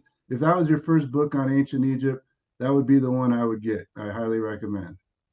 There you go, right there. Start there, Yeah. and then Rook has agreed to jump on at least once a month, and we're gonna keep doing this. We're gonna keep this rolling as long as we can. So read that book, and then come back for some more suggestions. Um, and then brother Michael, you're the man. Saying I appreciate the love, bro. I really do. I really do appreciate the love, man. Enjoying what I'm doing. If anyone knows me, they know that I love to do this kind of thing and just like again, the title says it all, man. I really want to know. And we're talking about warrior females throughout We got history today. Artemisia too. There's the other one. But I want to ask you real quick before we move on to Yeah, Artemisia. Would you consider Leonidas? I always pronounce his name wrong. But Leonidas. would Yeah, you consider his wife a warrior mind in absolutely. spirit? I mean, she told him come back with the shield or on it. What Come kind back of on wife says that unless she didn't like him? it. Right. So, and that I mean, just goes to that's show. pretty hardcore mindset right there. She didn't cry. She didn't say anything. Again, few words. I don't think they said anything. And that at least was accurately depicted in that crappy movie. Well, But that was a graphic novel, so you got to give oh, them. okay. Well, there you go. Yeah, So that awesome graphic novel movie. But I'm just saying is that she said, and that's actually something that's recorded in the myths, or I mean in the histories, is that come back on your shield or on it, come back um, with your shield or with on your it, shield or on it, right? and that was Yeah. part of the Spartan life, right? I mean, that's just how they were hardcore like that. Thanks, Michael. I'm seeing the chats popping up there on the right of my screen. Yep, and we're showing them. And shout out, absolutely shout out to Rook. So let's continue, bro. Like, cause Well, I'm I learning want a to. lot I here. want to. Everybody's heard of the ancient wonders, the seven ancient wonders or wonders of the ancient world, right? And one of them was the mausoleum of Halicarnassus, right? Did you know that was uh, was the idea and commissioned by Artemisia II, by a woman? And a lot of people don't know that. Yeah, I didn't know that. Uh, okay, so here's some more facts for you guys. Artemisia II, not to be confused with Artemisia, who fought at the Battle of Salamis and Artemisium, was a 4th century BC a woman out of Caria. There seem to all be out of Caria, which is in western Turkey. But anyway, she took power when her husband, yes, her brother was her husband, died. His name was Mausolos. Anyway, a revolt ensued because everyone was angered that a woman had taken power, right? And Rhodos, I should say Rhodos for my brother Lucas who's watching. But the island of Rhodes sent a fleet basically to crush her. But she slaughtered them in the harbor. She let them in and then slaughtered them all.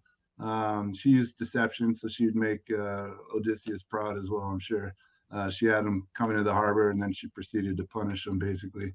But then she took their ships. She didn't sink their ships. She took their ships and pretended to be the returning victorious Rhodians, I guess you'd say, back to Rhodes. So of course they let them come in, and then she proceeded to slaughter them too.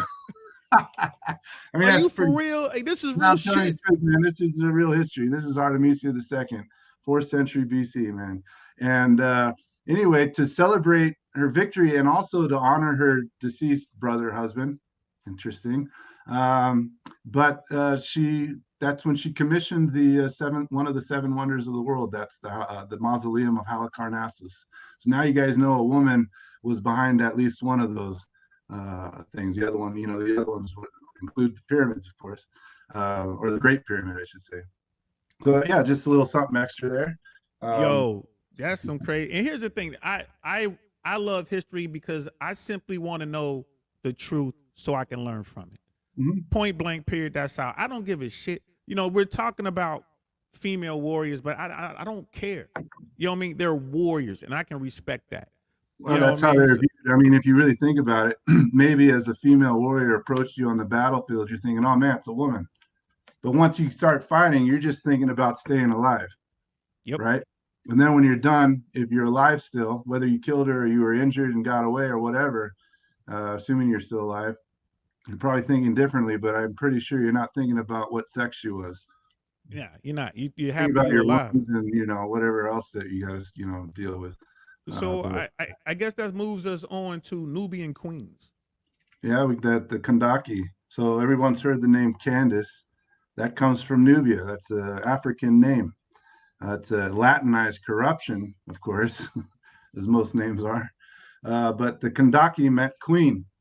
And now we're in the Meroitic period. This is 300 BC to 350 AD 350. You always say AD first, unless when you write, usually in scholarly stuff, you use CE and BCE, which is BCE is before the Common Era, CE is Common Era.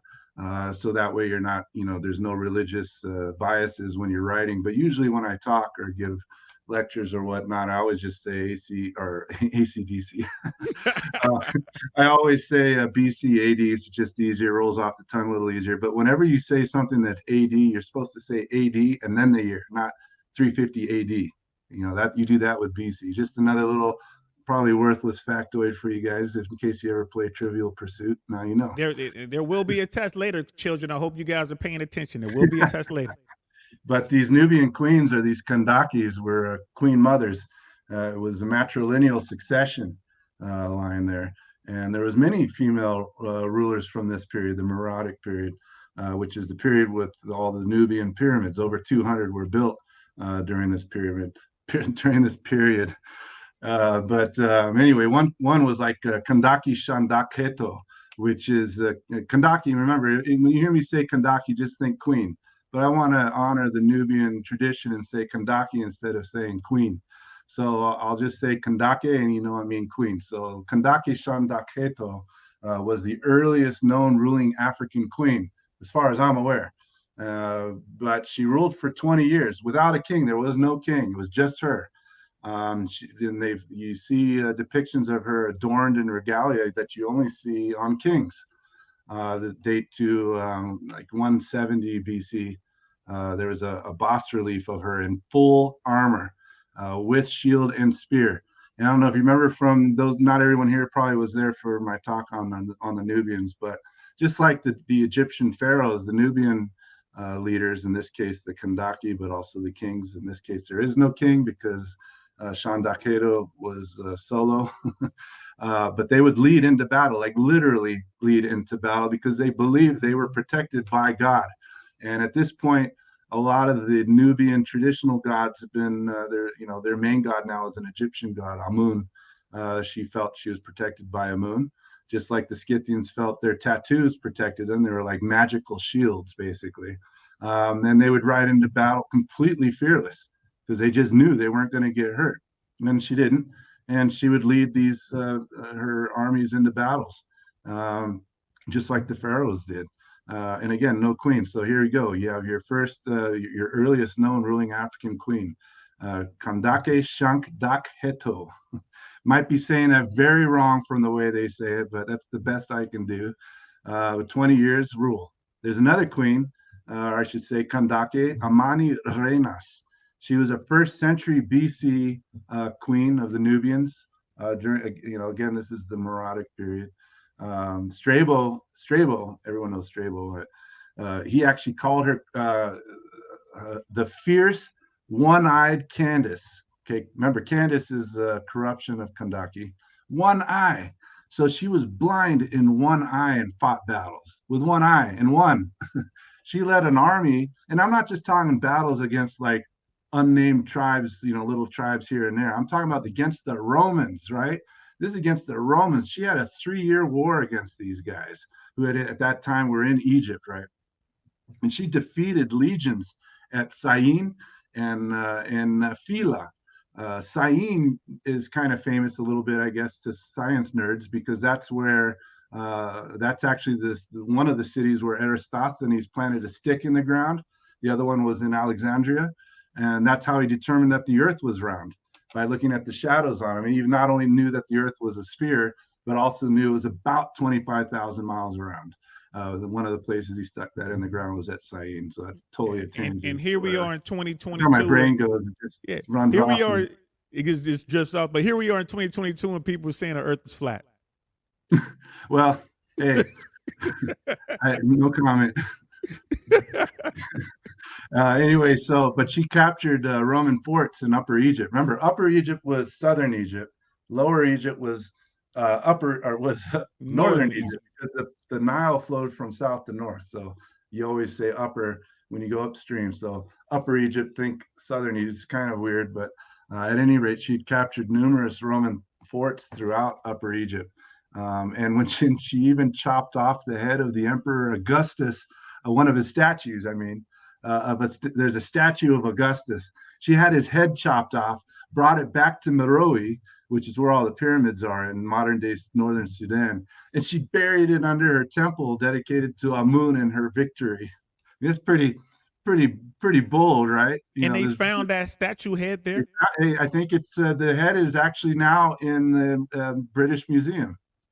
Hey, next time I'm in UK, I'm gonna go find in the British Museum. You see a head of Augustus, just know that an African queen chopped that bitch off and put it underneath the temple and basically buried it. She put it under the steps too, by the way. She put it under the steps so she could walk on it every time she entered the temple. That's kind of badass, I think. Bro, and here's the thing that I want to just take a quick moment. I just want to put this out real quick.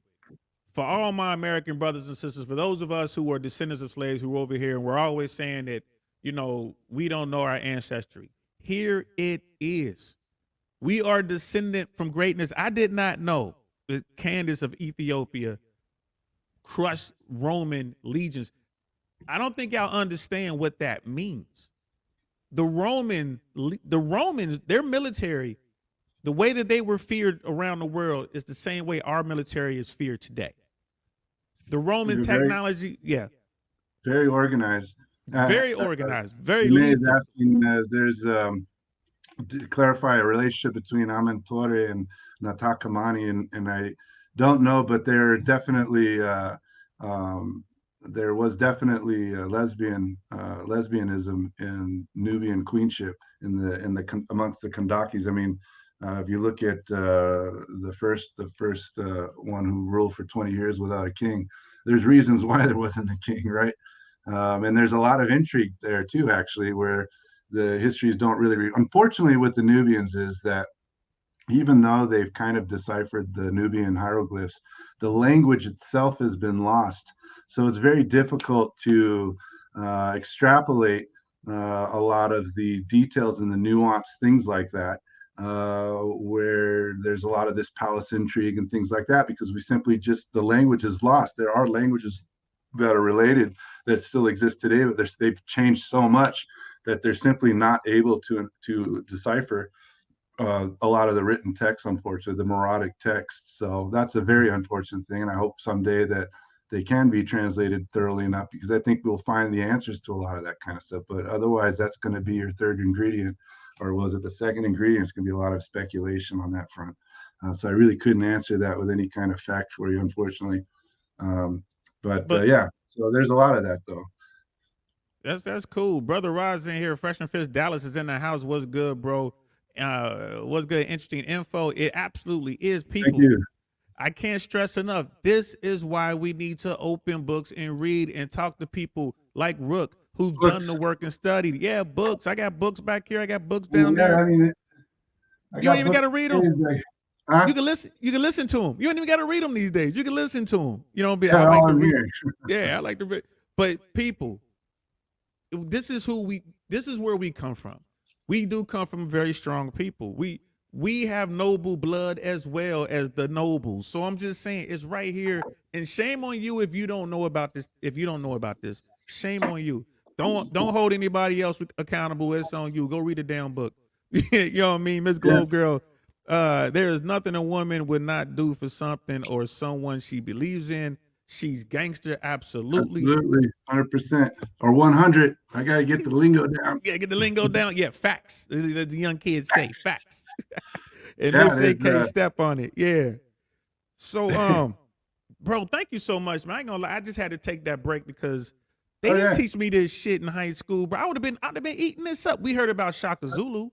I You know, mean, we yeah, heard I about the mean, Zulus.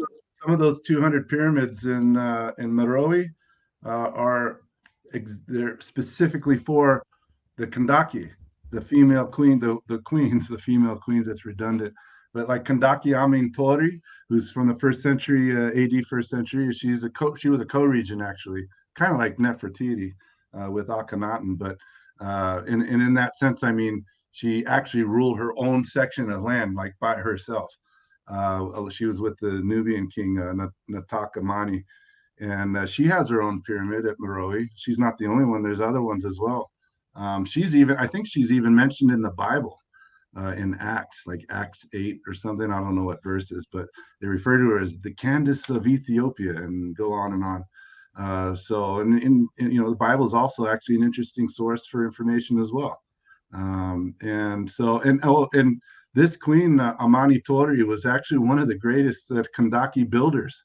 Builders by, as in, she built temples and restored. She restored the temple of Amun at Meroe that the Romans had destroyed, and one at Napata. She even had like temples built from the ground up at Naka and Amara and to the god Amun. You know, so this, not just the fact that she's building these temples and restoring temples that the Romans destroyed, but temple building is an expensive affair. So what does this tell you? It tells you that she was not only ruling, but she was ruling and prosperously ruling. You had to have really strong trade networks with other cultures. You had to have income coming in. You had to have organized labor, mass organized labor, and skilled labor. All this is very indicative of a very strong, organized, skillful ruler. And I think that says a lot when you read about some of these Kandake, especially with Amani Tori, that the fact that they're building and restoring says a lot about their rulership as well. That's what's up. See, we shouldn't even be saying queens. We should be saying Kandake. This is Kandake, yes. Every time you hear the word Candace, you're hearing a very Nubian African name that's been Latinized. I thought that was the whitest name ever too, Yeah, Candace. I know. That's why I said it. Mind blowing stuff here. So that's what's up, bro. So I know we had a note here. We're gonna talk very briefly about Asian warrior Yeah, women. there's definitely some Fu Hao. She's from 1200 BC. Um, some say she was like one of 64 wives of this king called Wu Ding. I love these names, by the way. But I don't think she was one of his 64 wives. I think she was probably a high priestess and maybe married him later. But she was found, they actually found her, she was interred with 130 or more weapons buried with her, including battle axes and things of that sort. And also 6 war dogs and 16 sacrificed captives. So she's got all this, you know, buried with her that says a lot about who she was. They found 200 tortoise shells with inscriptions on it that kind of tell the story about her a little bit. And it says that she was a general of several military campaigns for the Shang dynasty. She fought in battles, numerous battles. A lot of these weapons she was buried with were probably some. I would imagine some of them were used. I think some of them actually had the scars of weapons that were actually used. You know, like like burr marks and stuff like that. And she may have been the very first Chinese general of the Chinese Bronze Age. Remember, the Bronze Age is different for different cultures, right? It's not a blanket term, but she probably was the first female general of the Chinese Bronze Age. She was considered, actually, according to those tortoise shells where the inscriptions were on, was probably one of the most powerful military leaders of her time. I think they kind of actually allude to that fact if they don't say it outright. And this was 700 years before Sun Tzu, but she used similar tactics that he actually wrote about later. So this is 700 years before. Full 700 years before the Warring State period. Something like that. Wow. You have to look it up, but something like those centuries before. Wow, that's what's up. And here's the part I really wanted to talk about. This is so. Miss A.K. Ayla was asking who you had the spotlight one warrior. Who would it be? This one right here would be mine, and that would be Boudica. Oh, Boudica, yeah. Boudica was the queen of the British Iceni tribe. And could you tell us, like, about her a little bit? Yeah, let's talk about Boudica and what she did, because she led an uprising against Roman invaders in the 1st century A.D. And after her husband, who was actually a Roman ally, died. He died. I think he didn't die like someone killed him, I don't think, but he said, he was an ally of the Romans, and he said, I want to leave my land to my daughters or my daughters, and but we're still your allies, but I want to leave some for my girls. And the Romans were like, okay, while he's still alive, okay, we'll honor your will, this, that, and the other. And of course, as soon as he died, they discarded the will. Then they went up there and they flogged Boudica in public in front of her daughters, and then raped her daughters. The Roman soldiers took turns raping her daughters in front of her. This is a reality here. Anyway, this Boudica didn't just sit there and take it, and live the rest of her life in misery. She led an Iceni war band and sacked a Roman town, which is today Colchester in Essex. And then she didn't stop there. She continued on to Londinium, which is, today is London. And she raised that shit to the ground. But she caused havoc, so she was so intense that the Emperor Nero, that's another story, that guy. But Nero was ready to evacuate all the Romans out of all of Britain, but unfortunately she was wounded in battle and died. And that was kind of the end of that whole thing. Where, I'm really simplifying things, but because she went through. She poisoned herself. I think that's exactly what a male historian of the time would say.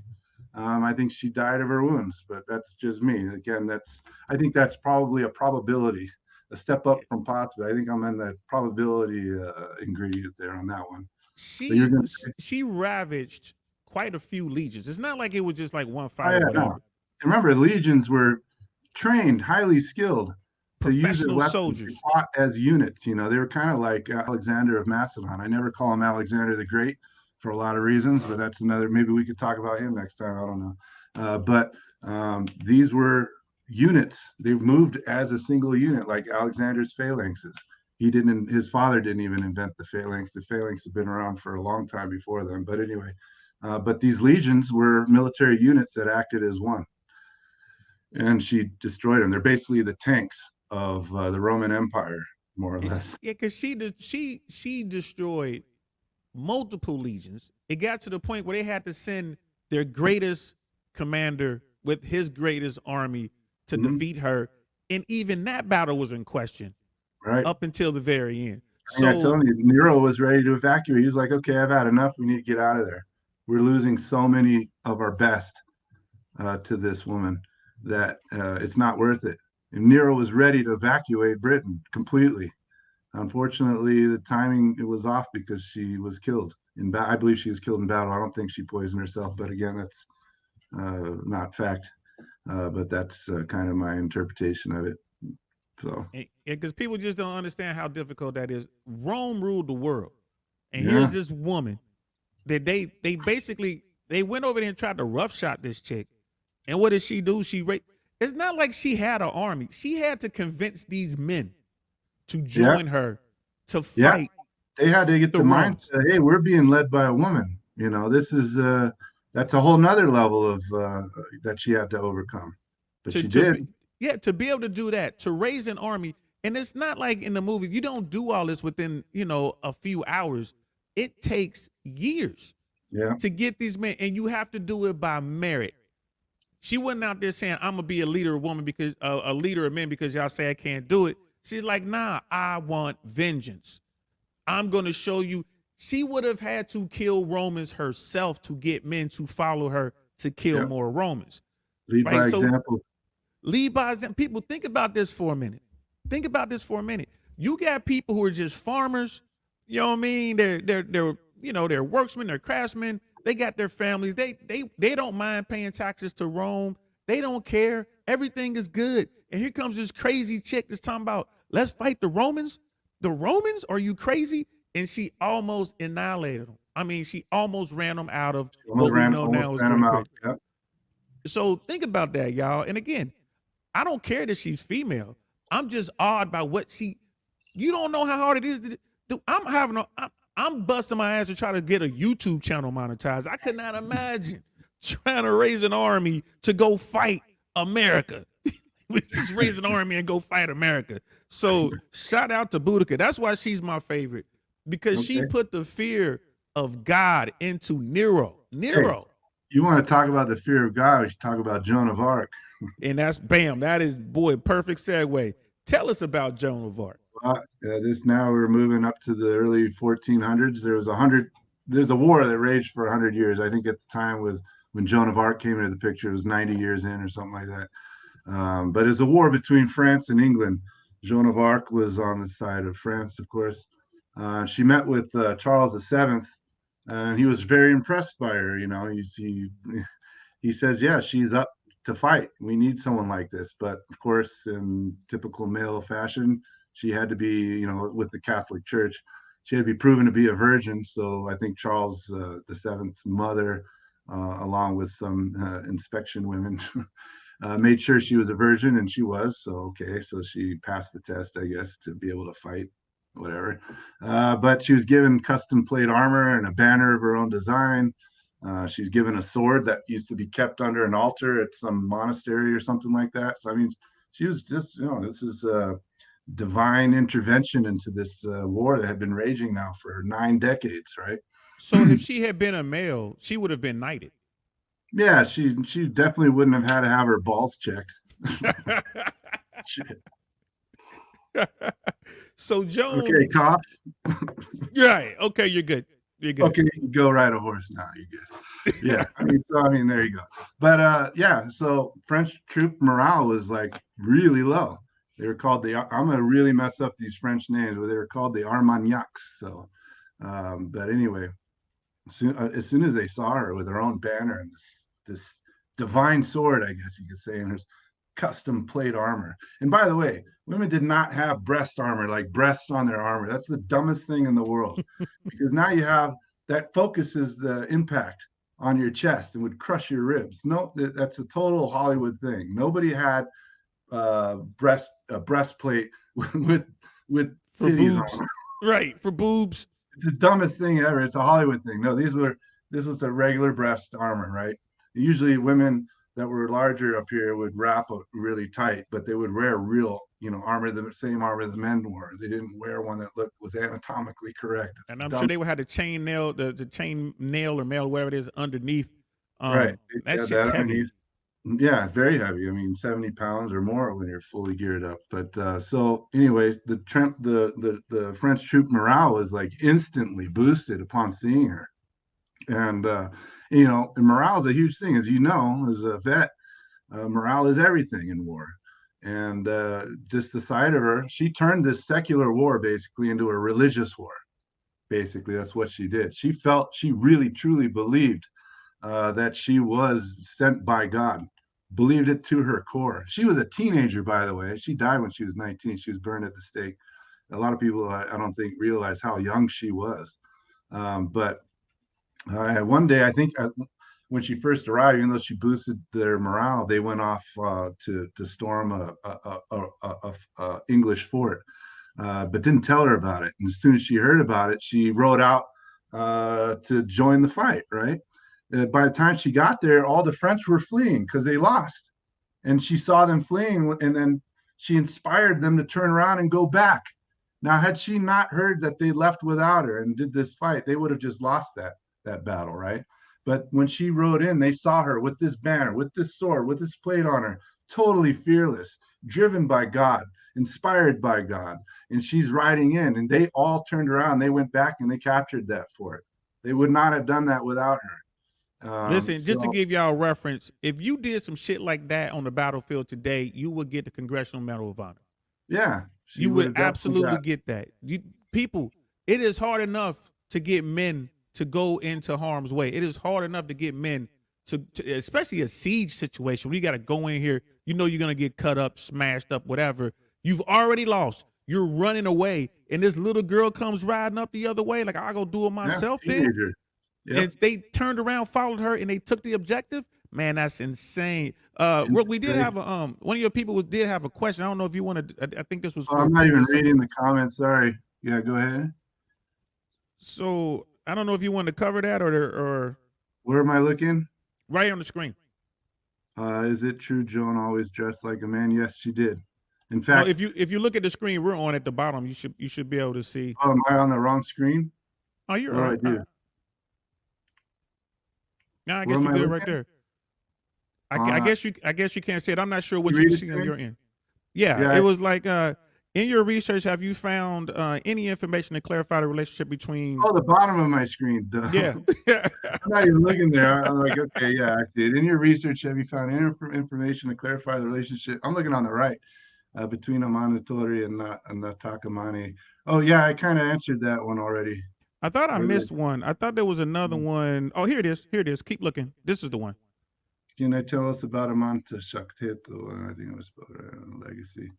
I mean, I kind of covered what I know about her.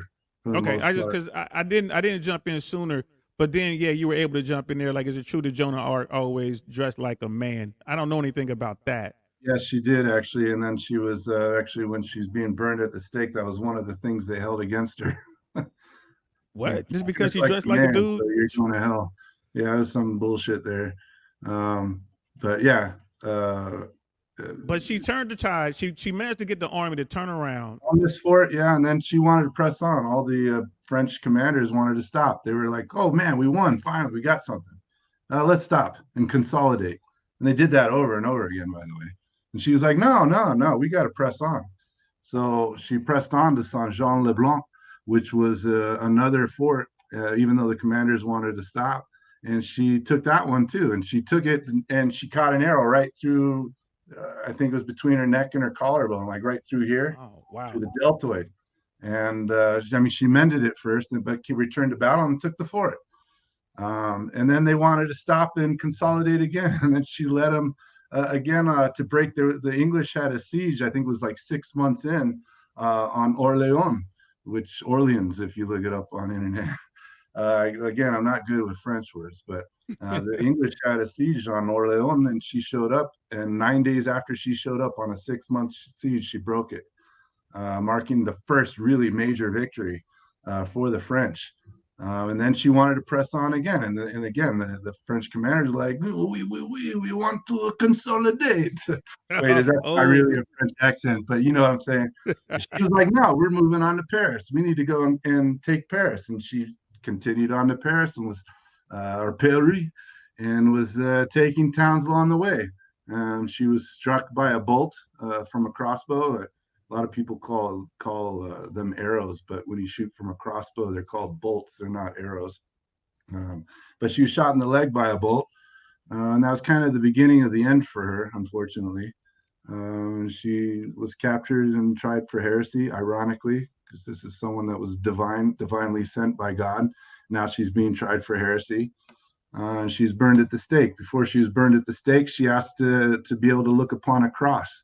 And I think a soldier, I think it was an English soldier, went and fashioned a cross from some sticks or something and gave it to her. But then someone ran to a nearby church and was able to grab an actual cross so she could look upon it as she was burned. And she was only 19 years old, by the way, when this happened. So getting all burned up. Like definitely a warrior woman for sure, Joan of Arc. So I just put up here real quick for you guys to see. I couldn't find a better picture. I'm sorry, but this movie, The Messenger, uh, this movie highlights a lot of what Rook was talking about. I don't know Yes, how it is. accurate the movie was, but I did watch I it. never saw that. Yeah. It was fairly entertaining, but it was Hollywooded up though a little bit. But it did Surprisingly. it showed the battles that you mentioned. It did show her Oh, riding really? up, yeah, riding up in Breaking the armor. siege. Yes, breaking the seas, getting the guys to turn around. It showed her wanting to push forward. It kind of showed like, well, she's supposed to be there just as PR, and Mhm. she was like, nah, I'm here to put in work. So Well, if you Hollywood, guys like, haven't seen it, Hollywood and their movies, man. I mean, right? isn't there a new one coming out on the homie Amazons? Yeah, yeah, yeah. You want? Yeah, we could. All right, all right, all right. We, So there's a movie coming out, y'all, which got it just happened that this movie is coming out. We did this show for Miss Globe Girl, but it well, just I just happens. found out about because you told me about it, and then my friend texted me yesterday and mentioned about it. And so, I mean, I don't know about the movie at all, but I can tell you one thing: they're gonna have a hard time spinning that one. And tell us why. Let's real quick tell us why this is gonna be a Well, tough maybe you pill to should talk about swallow. the movie because I don't know anything about the movie I don't know really. anything about the movie either. I know it's coming out. So maybe talk about a little bit, what you know, so everyone knows what we're on. Yeah, let me because I actually put it up on my phone, and yeah, the Warrior Queen is the name of the movie. The Warrior Queen. Yeah, May 2022. Is this right? Time. Oh no, you know what? I'm sorry, that's a different. I'm looking it up too. So Yeah, this Warrior movie, Queen. Doesn't say a lot about it. yeah, I'm not sure. So there's a movie coming out. It's gonna be a black movie, y'all. It's gonna be about a tribe in Africa where the women were, I guess, forced to step up and actually defend themselves, take up arms, and I guess it's about their queen, who's played by one of our great actresses. I forget her name and I apologize, guys, but this movie is supposed to depict this tribe in Africa, which is based on a true tribe, if I'm not mistaken. And so I was asking Rook, like, hey man, is there any um historical facts about this? And Rook told me the following. so so here we go. Well, first, the Amazon term was given to them by the Europeans, but they were the Ahosi, that means like the king's wives, or sometimes called the Mino, or our mothers. The kingdom of Dahomey was centered on what's today Benin, and they were the Fon people, was one of the biggest ethnic groups in that area. Called the area was called Dahomey, and they were a highly militaristic society. They fought at least, I think, 11 entrenched wars with the neighboring empire, even stronger empire to the east called the Oyo Empire, which lasted over a 20-year period, which started in like 1728 to 1748. And but the after the first year of fighting this bigger enemy, they started what are now called the Dahomey Amazons in 1729. That was when they were formed, and really they originally formed just to fill out their numbers, to make them look like a bigger army than they really were. And the women were only given banners; they weren't given weapons or anything. They just said basically, "Here's some banners, stand there and make us look bigger," to intimidate the enemy. But what's really interesting is that and this is something I'm pretty sure the movie's gonna not tell you guys, but unfortunately, the Dahomey economy was based on conquest and slavery. They routinely did slave raids on neighboring villages and areas like that, and collected slaves. That's in fact, the Dahomey Empire rose to power on the Atlantic slave trade because they were actually the biggest supplier of slaves to the Europeans, the Dahomey. And I have to add, unfortunately for this movie, that the Dahomey Amazons were very much a part of those slave raids where they would capture, including women and children, by the way. A lot of these slaves, they would keep them for themselves, in part not just to work on their plantations, ironically, the royal plantations, but also they used these slaves for annual mass sacrifice. So on average, they would sacrifice 500 of these slaves, including women and children, by the way. These are the Dahomey that this movie's about. I don't know what the movie's about, but they're going to have to spin the shit out of this thing if they want to get across a pretty positive point of view on this very ruthless empire. But this was like a harvest festival. It was an annual festival. In fact, there's actually written records from 1727 where they actually slaughtered 4,000 slaves for this annual harvest thing that they did. But on average, they would kill 500 of them. So this really fed and fueled their slave raids, which, like I said, the Dahomey Amazons were very much a part. When the Oyo Empire, which was to the east, which was part of Nigeria, Togo, and Benin, came and started attacking the Dahomey, their first battle, the Dahomey fought them off. But you know why they fought them off? They fought them off because they had guns. I think there was the older, flintlock type guns, Yeah. But actually, the women were known to be able to load them a lot faster than the men. So I guess maybe the movie can talk about that. But unfortunately, where did they get these guns? Well, they got these guns trading slaves to the Europeans. That's why they had guns, and the Oyo didn't.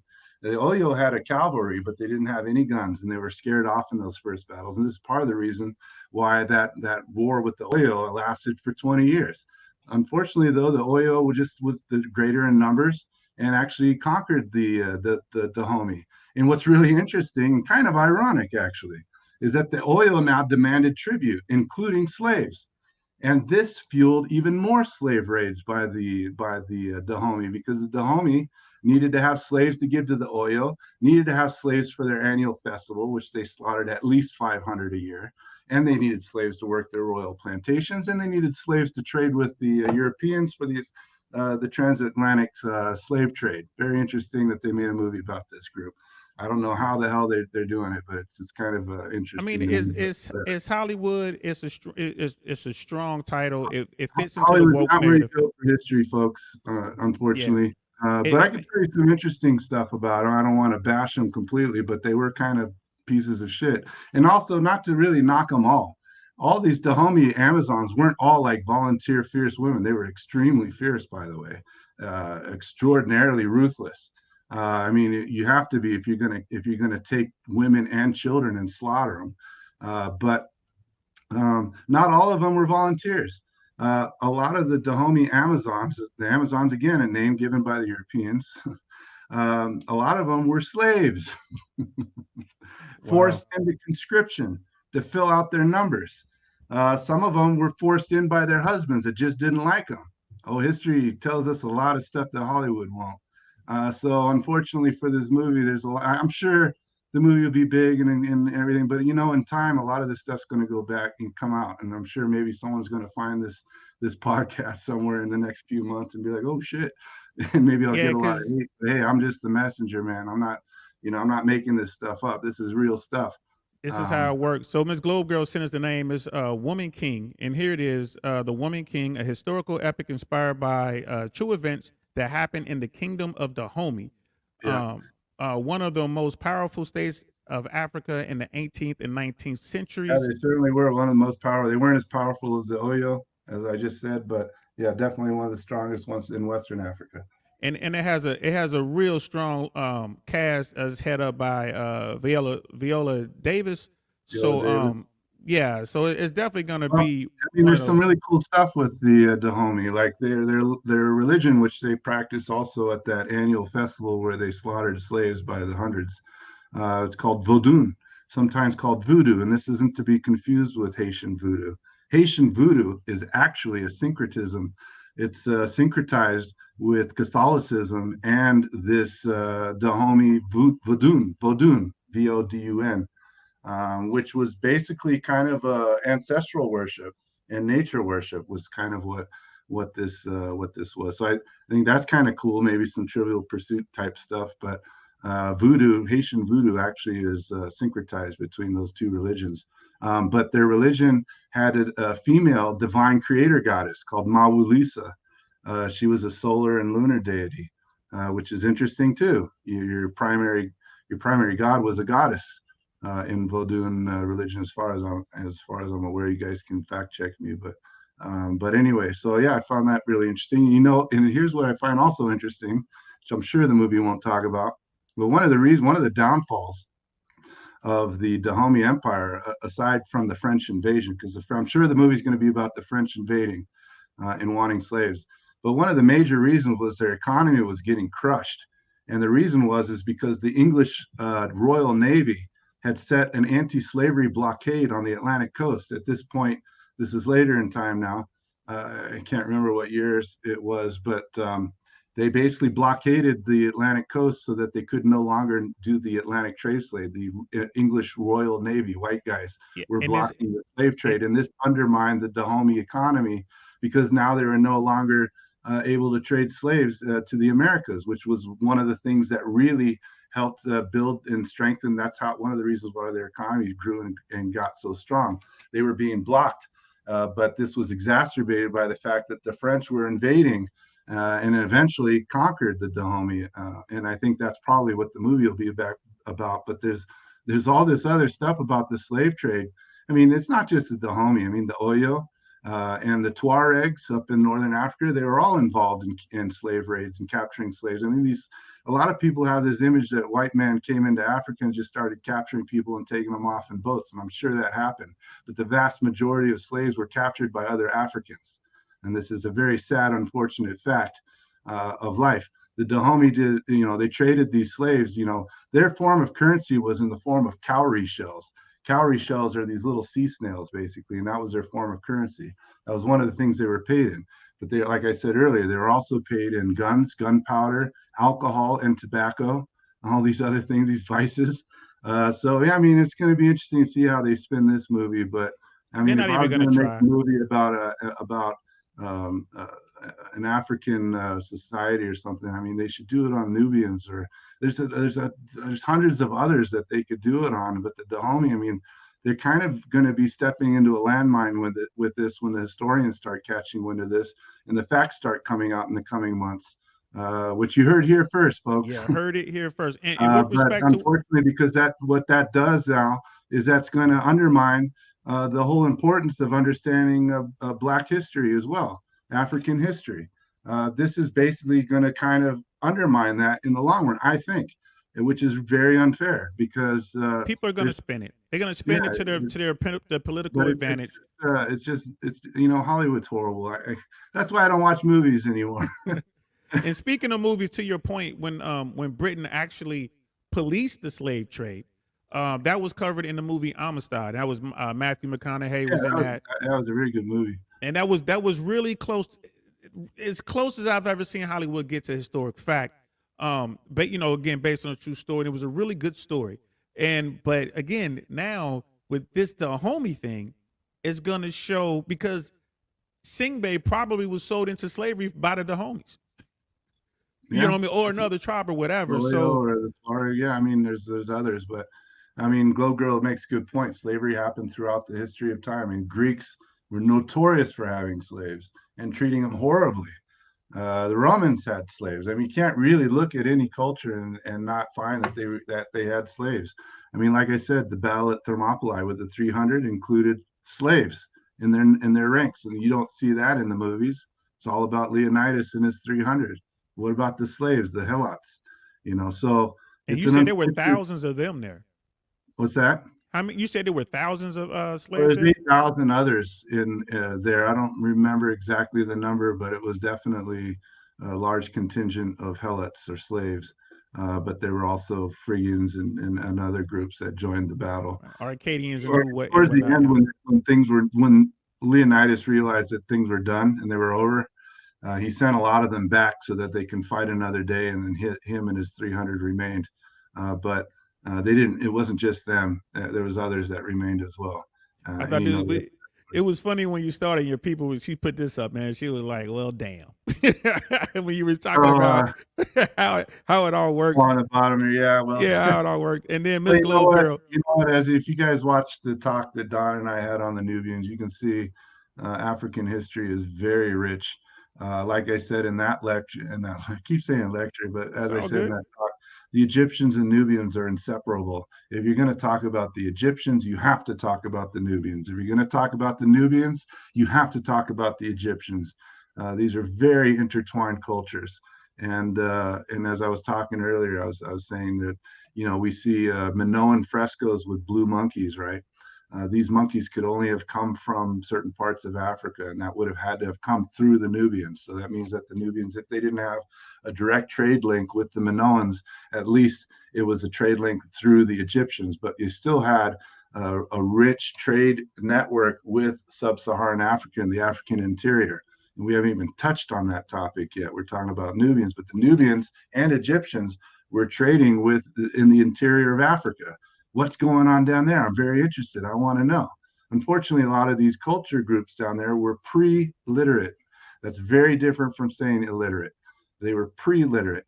So it's very difficult to try to extrapolate their cultures and their religions and their, you know, their ways of thinking, the ways they, you know, all that stuff, unfortunately. But you know, that's the other sad part, is that everyone's very interested in learning about the Egyptians. Everyone wants to learn about the Mesopotamians, the Sumerians, the Akkadians, but the Greeks, the Romans, you know, you hear all this stuff, but no one's really doing any major scholarly work on the rest of the interior of Africa, and that really, and it's starting to now, but that really is it's a whole nother realm of information that's waiting to be uncovered. You know, and I think that's a big chunk of history that's missing right now that we need. And that's, you know, that's something maybe some people watching this will be inspired for to. We'll see. Maybe we'll kick it off just like we kicked it off here, man. I'm telling you, this the homie Amazon movie, this you know, Woman King or whatever this is, Woman King. They gonna have some explaining to do. You know what I mean? And like I said, have a lot of explaining to do, because I really can't think of a worse topic to pick about fighting the white man.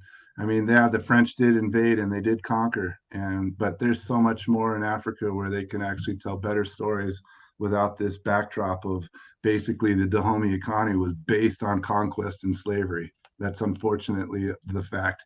Their economy, their kingdom rose on the Atlantic slave trade, and it kind of fell on the Atlantic slave trade when the English, who were white people, blocked them from being able to trade with their Royal Navy. It's called the anti-slave blockade, actually. Yeah, Something. when Great Britain decided they wanted to shut it down, and they did what they could to hunt the slavers, and they did, you know, and of course they had America kept wanting them, you know. Yeah, so, and I mean, it is what it is. Yeah, it is what it is. So it's PhD waiting to be done.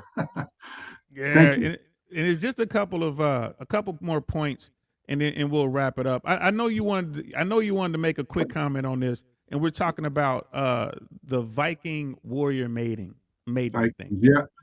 So there's you guys all saw Vikings with Lagertha and all these female warriors.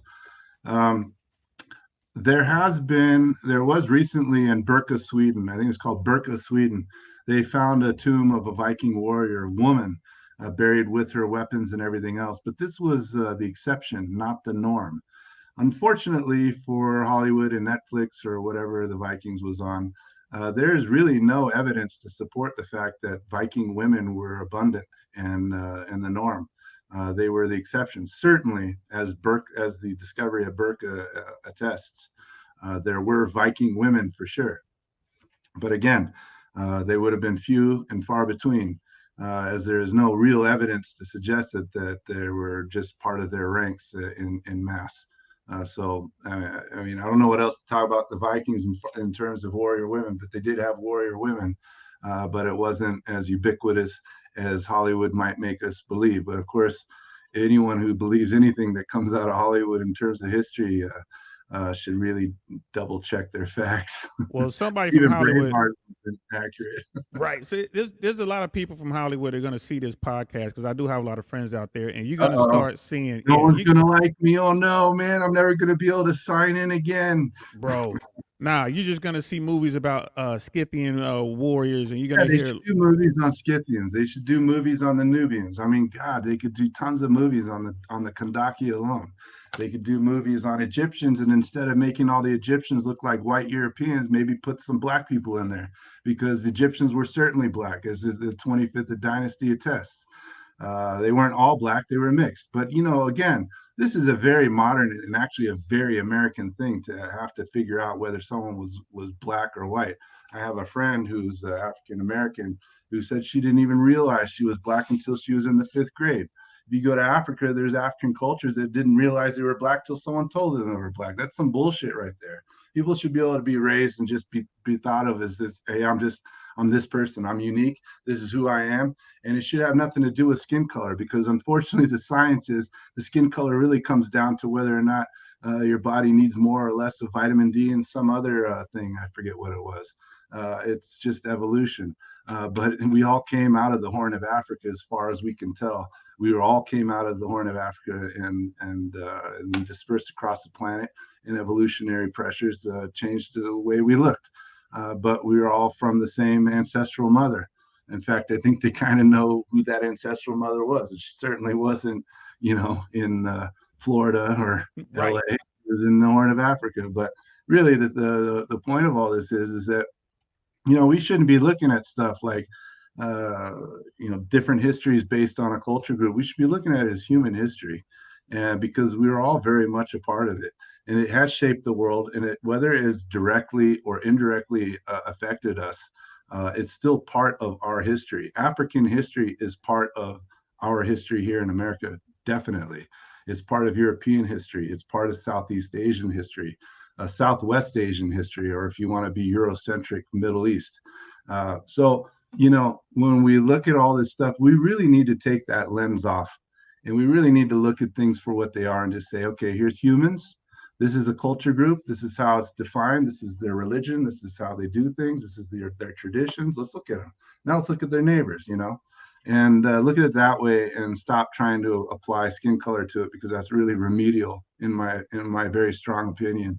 And I think we will uncover a lot more approaching history in this way, because now we're approaching it without bias. Like in science, you don't go in with a preconceived notion of what you want the results of your experiment to be, because now you've just tainted the entire experiment.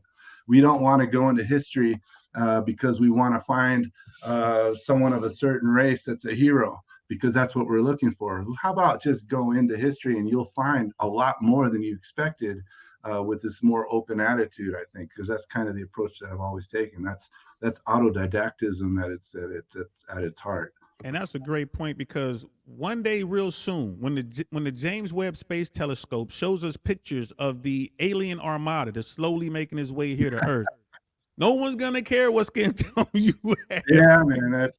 The aliens are coming looking for slaves. All right, so not to get off topic, but when we watch Star Trek and stuff, I like Star Trek better than Star Wars. But when you watch this stuff, these alien races, they're all this or they're all that. But someone needs to come up with an alien race where there's aliens from a planet, but they're all different. They have different, there's different races of aliens on the same planet. No one ever does that. I find that an interesting revelation of human psychology, that we can actually apply a single race to an entire planet, but can't seem to do that on our own planet, much less our own nation. What does that say about us? I think it says more about us than about the Borg, or some shit like that. You know what I'm saying? You're absolutely right. Yeah, I can't cuss, or you won't get monetized. Yeah, it's I got a ways to go. I need 1,000 subscribers and a whole bunch of. I ain't worried about that right now, man. I'm just having. Yeah, man, we just having a good time and getting the facts. I'm having a lot of fun with it. I can't believe we're already 2 hours in. 2 hours in, bro. And then the concept of race has always been a political tool. It has been, and it will continue to be as long as it's effective. 100%. Yep, as long as it's effective, it will continue to be. Ms. Globe Girl, I know one day, maybe not in our lifetime, race will matter. Girl, because what happens is you get parents that kind of, we were born tabula rasa. That means we were born, that's Latin for blank slates. We were all born blank slates. That's a true story I told you guys. That was an African-American friend. She's a wife of someone that I know. Told me one evening in very honest terms. She said she didn't even realize she was black until she was in 5th grade. And that was because a bunch of white kids pointed it out to her and said she's different and this and that. And that I can't even imagine what that's like. So, that those kids said that because that probably was implanted in them by their mothers or their fathers. Their parents did that. Or the Uh, neighbors. They heard it their from neighbors, somewhere. The whatever. aunties, It your was uncles. adults. I guarantee you it came from adults initially. That's where it came from. Whether it was other friends their age that told them this, hey, you know, black people are different, or whatever. It those kids got it from adults. So really, the cancer in the world are adults that can't seem to think in terms of like Morgan Freeman. I really like his thing on this is like just stop talking about it and just accept people for who they are. I think he was in a 60-minute interview, and he says, "I'm gonna stop referring to you as whatever the guy's name, the Jew, you know, and just say, hey, you know, you're another man sitting across from me, and I'm another man sitting across from you. And let's just talk as two people.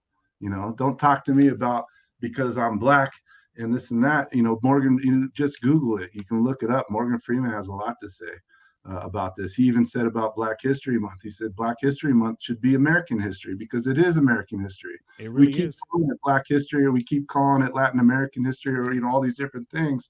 We're still polarizing ourselves without even realizing it. Let's look at it as American history because everyone here is American. And as soon as we can start doing that, we can start getting over a lot of these hurdles. And this is kind of the approach I take when I look at ancient history. I just approach it for what it is. I don't really care if it's in Africa or Asia or Europe. Actually, you know, Europe and Asia is the same continent. It's called Eurasia, You're Asian, but and it's split apart. arbitrarily split it in half. But anyway, you know, I don't care. I'm interested, and one thing leads to another. I read about this culture group, and then like for instance, like the Dahomey. I'll be reading about them. I'm like, oh wow, man, they're you know this is pretty intense. Then I'll find out about the Oyo Empire to the east. I'm like, oh, what are they about? So I'll write a little note, and then I'll go over and I'll start learning about them. Then I'm reading about them. I'm like, oh man, these guys are pretty vicious too, but they didn't have guns. And then I'll find out, oh, but they had a trade network with this interior African culture that I've never heard of before. And then it's hard to find information on them, but you can find stuff here and there. You know, Google Scholar is a great place to go, much better than blogs or vlogs. When you go to Google Scholar and you find stuff, sometimes you got to pay for the papers, which I do. I don't care. I think of it as an investment in the mind. You know, people are like, oh, you know, it's unfair because you got to pay, you know, $20 for a paper, but I'll do that. I'd pay $20 on a paper before I spend $20 on a drink at a bar because I find that to be an investment in my mind. And I'm investing in my mind because I want to be a citizen of the world. You know, one thing I really hate when people ask me is what race I am because I'm mixed. And I never really answer it because I really think it's a mundane and uninteresting topic to talk about. I only want to talk about is the things that interest me and what things interest you. You know, and what are all the things in the world that we can learn about together? You know, what experiences have you had that I haven't had? I want to hear about it. Talk to me about it. I want to learn. It's like your podcast. I love the name. It's like I really want to know. And here we are. We're learning stuff, and I'm sure I've said things today that nobody's ever heard of. I mean, the woman came up with the mausoleum of Halicarnassus. The Scythians are probably the inspiration for the Amazons. Yeah, the The warrior Dahomey belt, were bro. built on The slave trade. You know all this stuff. Yeah, because the warrior belt I thought was great, man. Like the warrior belt, and you left that one part out War about belt, yeah, the the war cup. belt. That's Heracles' ninth labor. It never tells you. It's kind of like it's a weird thing. You're like, what the hell? He's got to go and he's got to kill this beast and he's got to kill this monster over here. But now he's got to go get some woman's belt. It's like, what the fuck? Right, You know what and I'm you saying? explaining that That to was a me. war belt from the Scythians. And the one thing you did, we forgot to talk about on that belt was a cup. What was that cup for? Oh yeah. I was talking about this the other day. Uh, there's a small cup on that Scythian war belt that everyone's kind of wondering what it was. It's for blood oaths. So women and men both had this. And it's really interesting. When you're a nomad, you don't have time to stop and pick, you know, out of the cupboard a cup or whatever. But they also didn't have written language. They had these things called tamgas, Tamgas. Tamgas were just basically symbols that kind of represented your tribe. You'll see them engraved on the deer stones across Mongolia. You guys would probably have to Google all this stuff. I don't mean to throw stuff out there, but anyway, I'm getting off topic. But these were basically a ways of making contracts blood oaths before there was writing. You know, today we shake hands, or maybe not in the COVID world, we fist bump. But you know, that was kind of a way of like saying, you know what, we're going to make a pact. I won't attack you, you don't attack me, or we exchange this or that, that this trade good or whatever it was. You know, that had to be done on the spot. You never know when it would happen because you're a nomadic tribe riding across the Eurasian steppes. And you know what? I want to seal this deal. They'd stab themselves with an awl or cut themselves with a knife, and they'd bleed into this cup, mix it with some wine. I'm assuming some wine.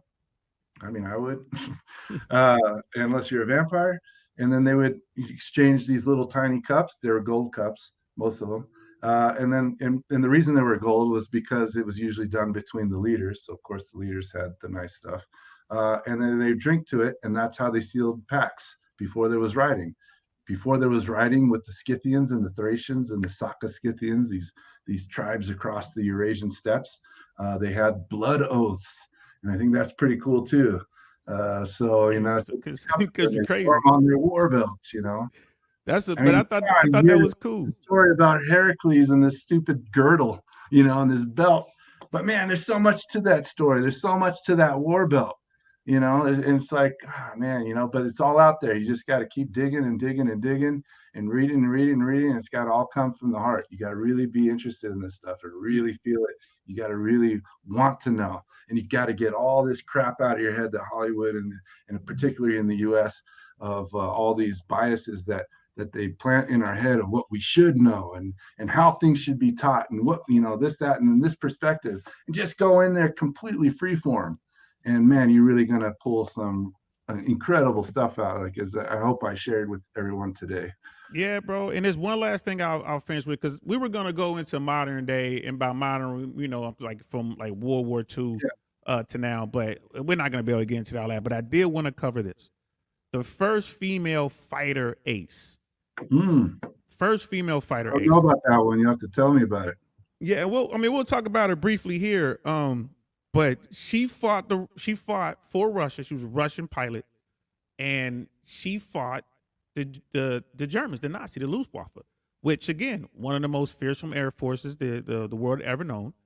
And she was a fighter ace. Now her story is really, really good. Her name is Lida Litvika. And it's pretty good story. In order to be considered an ace, a fighter ace, you have to have 5 kills.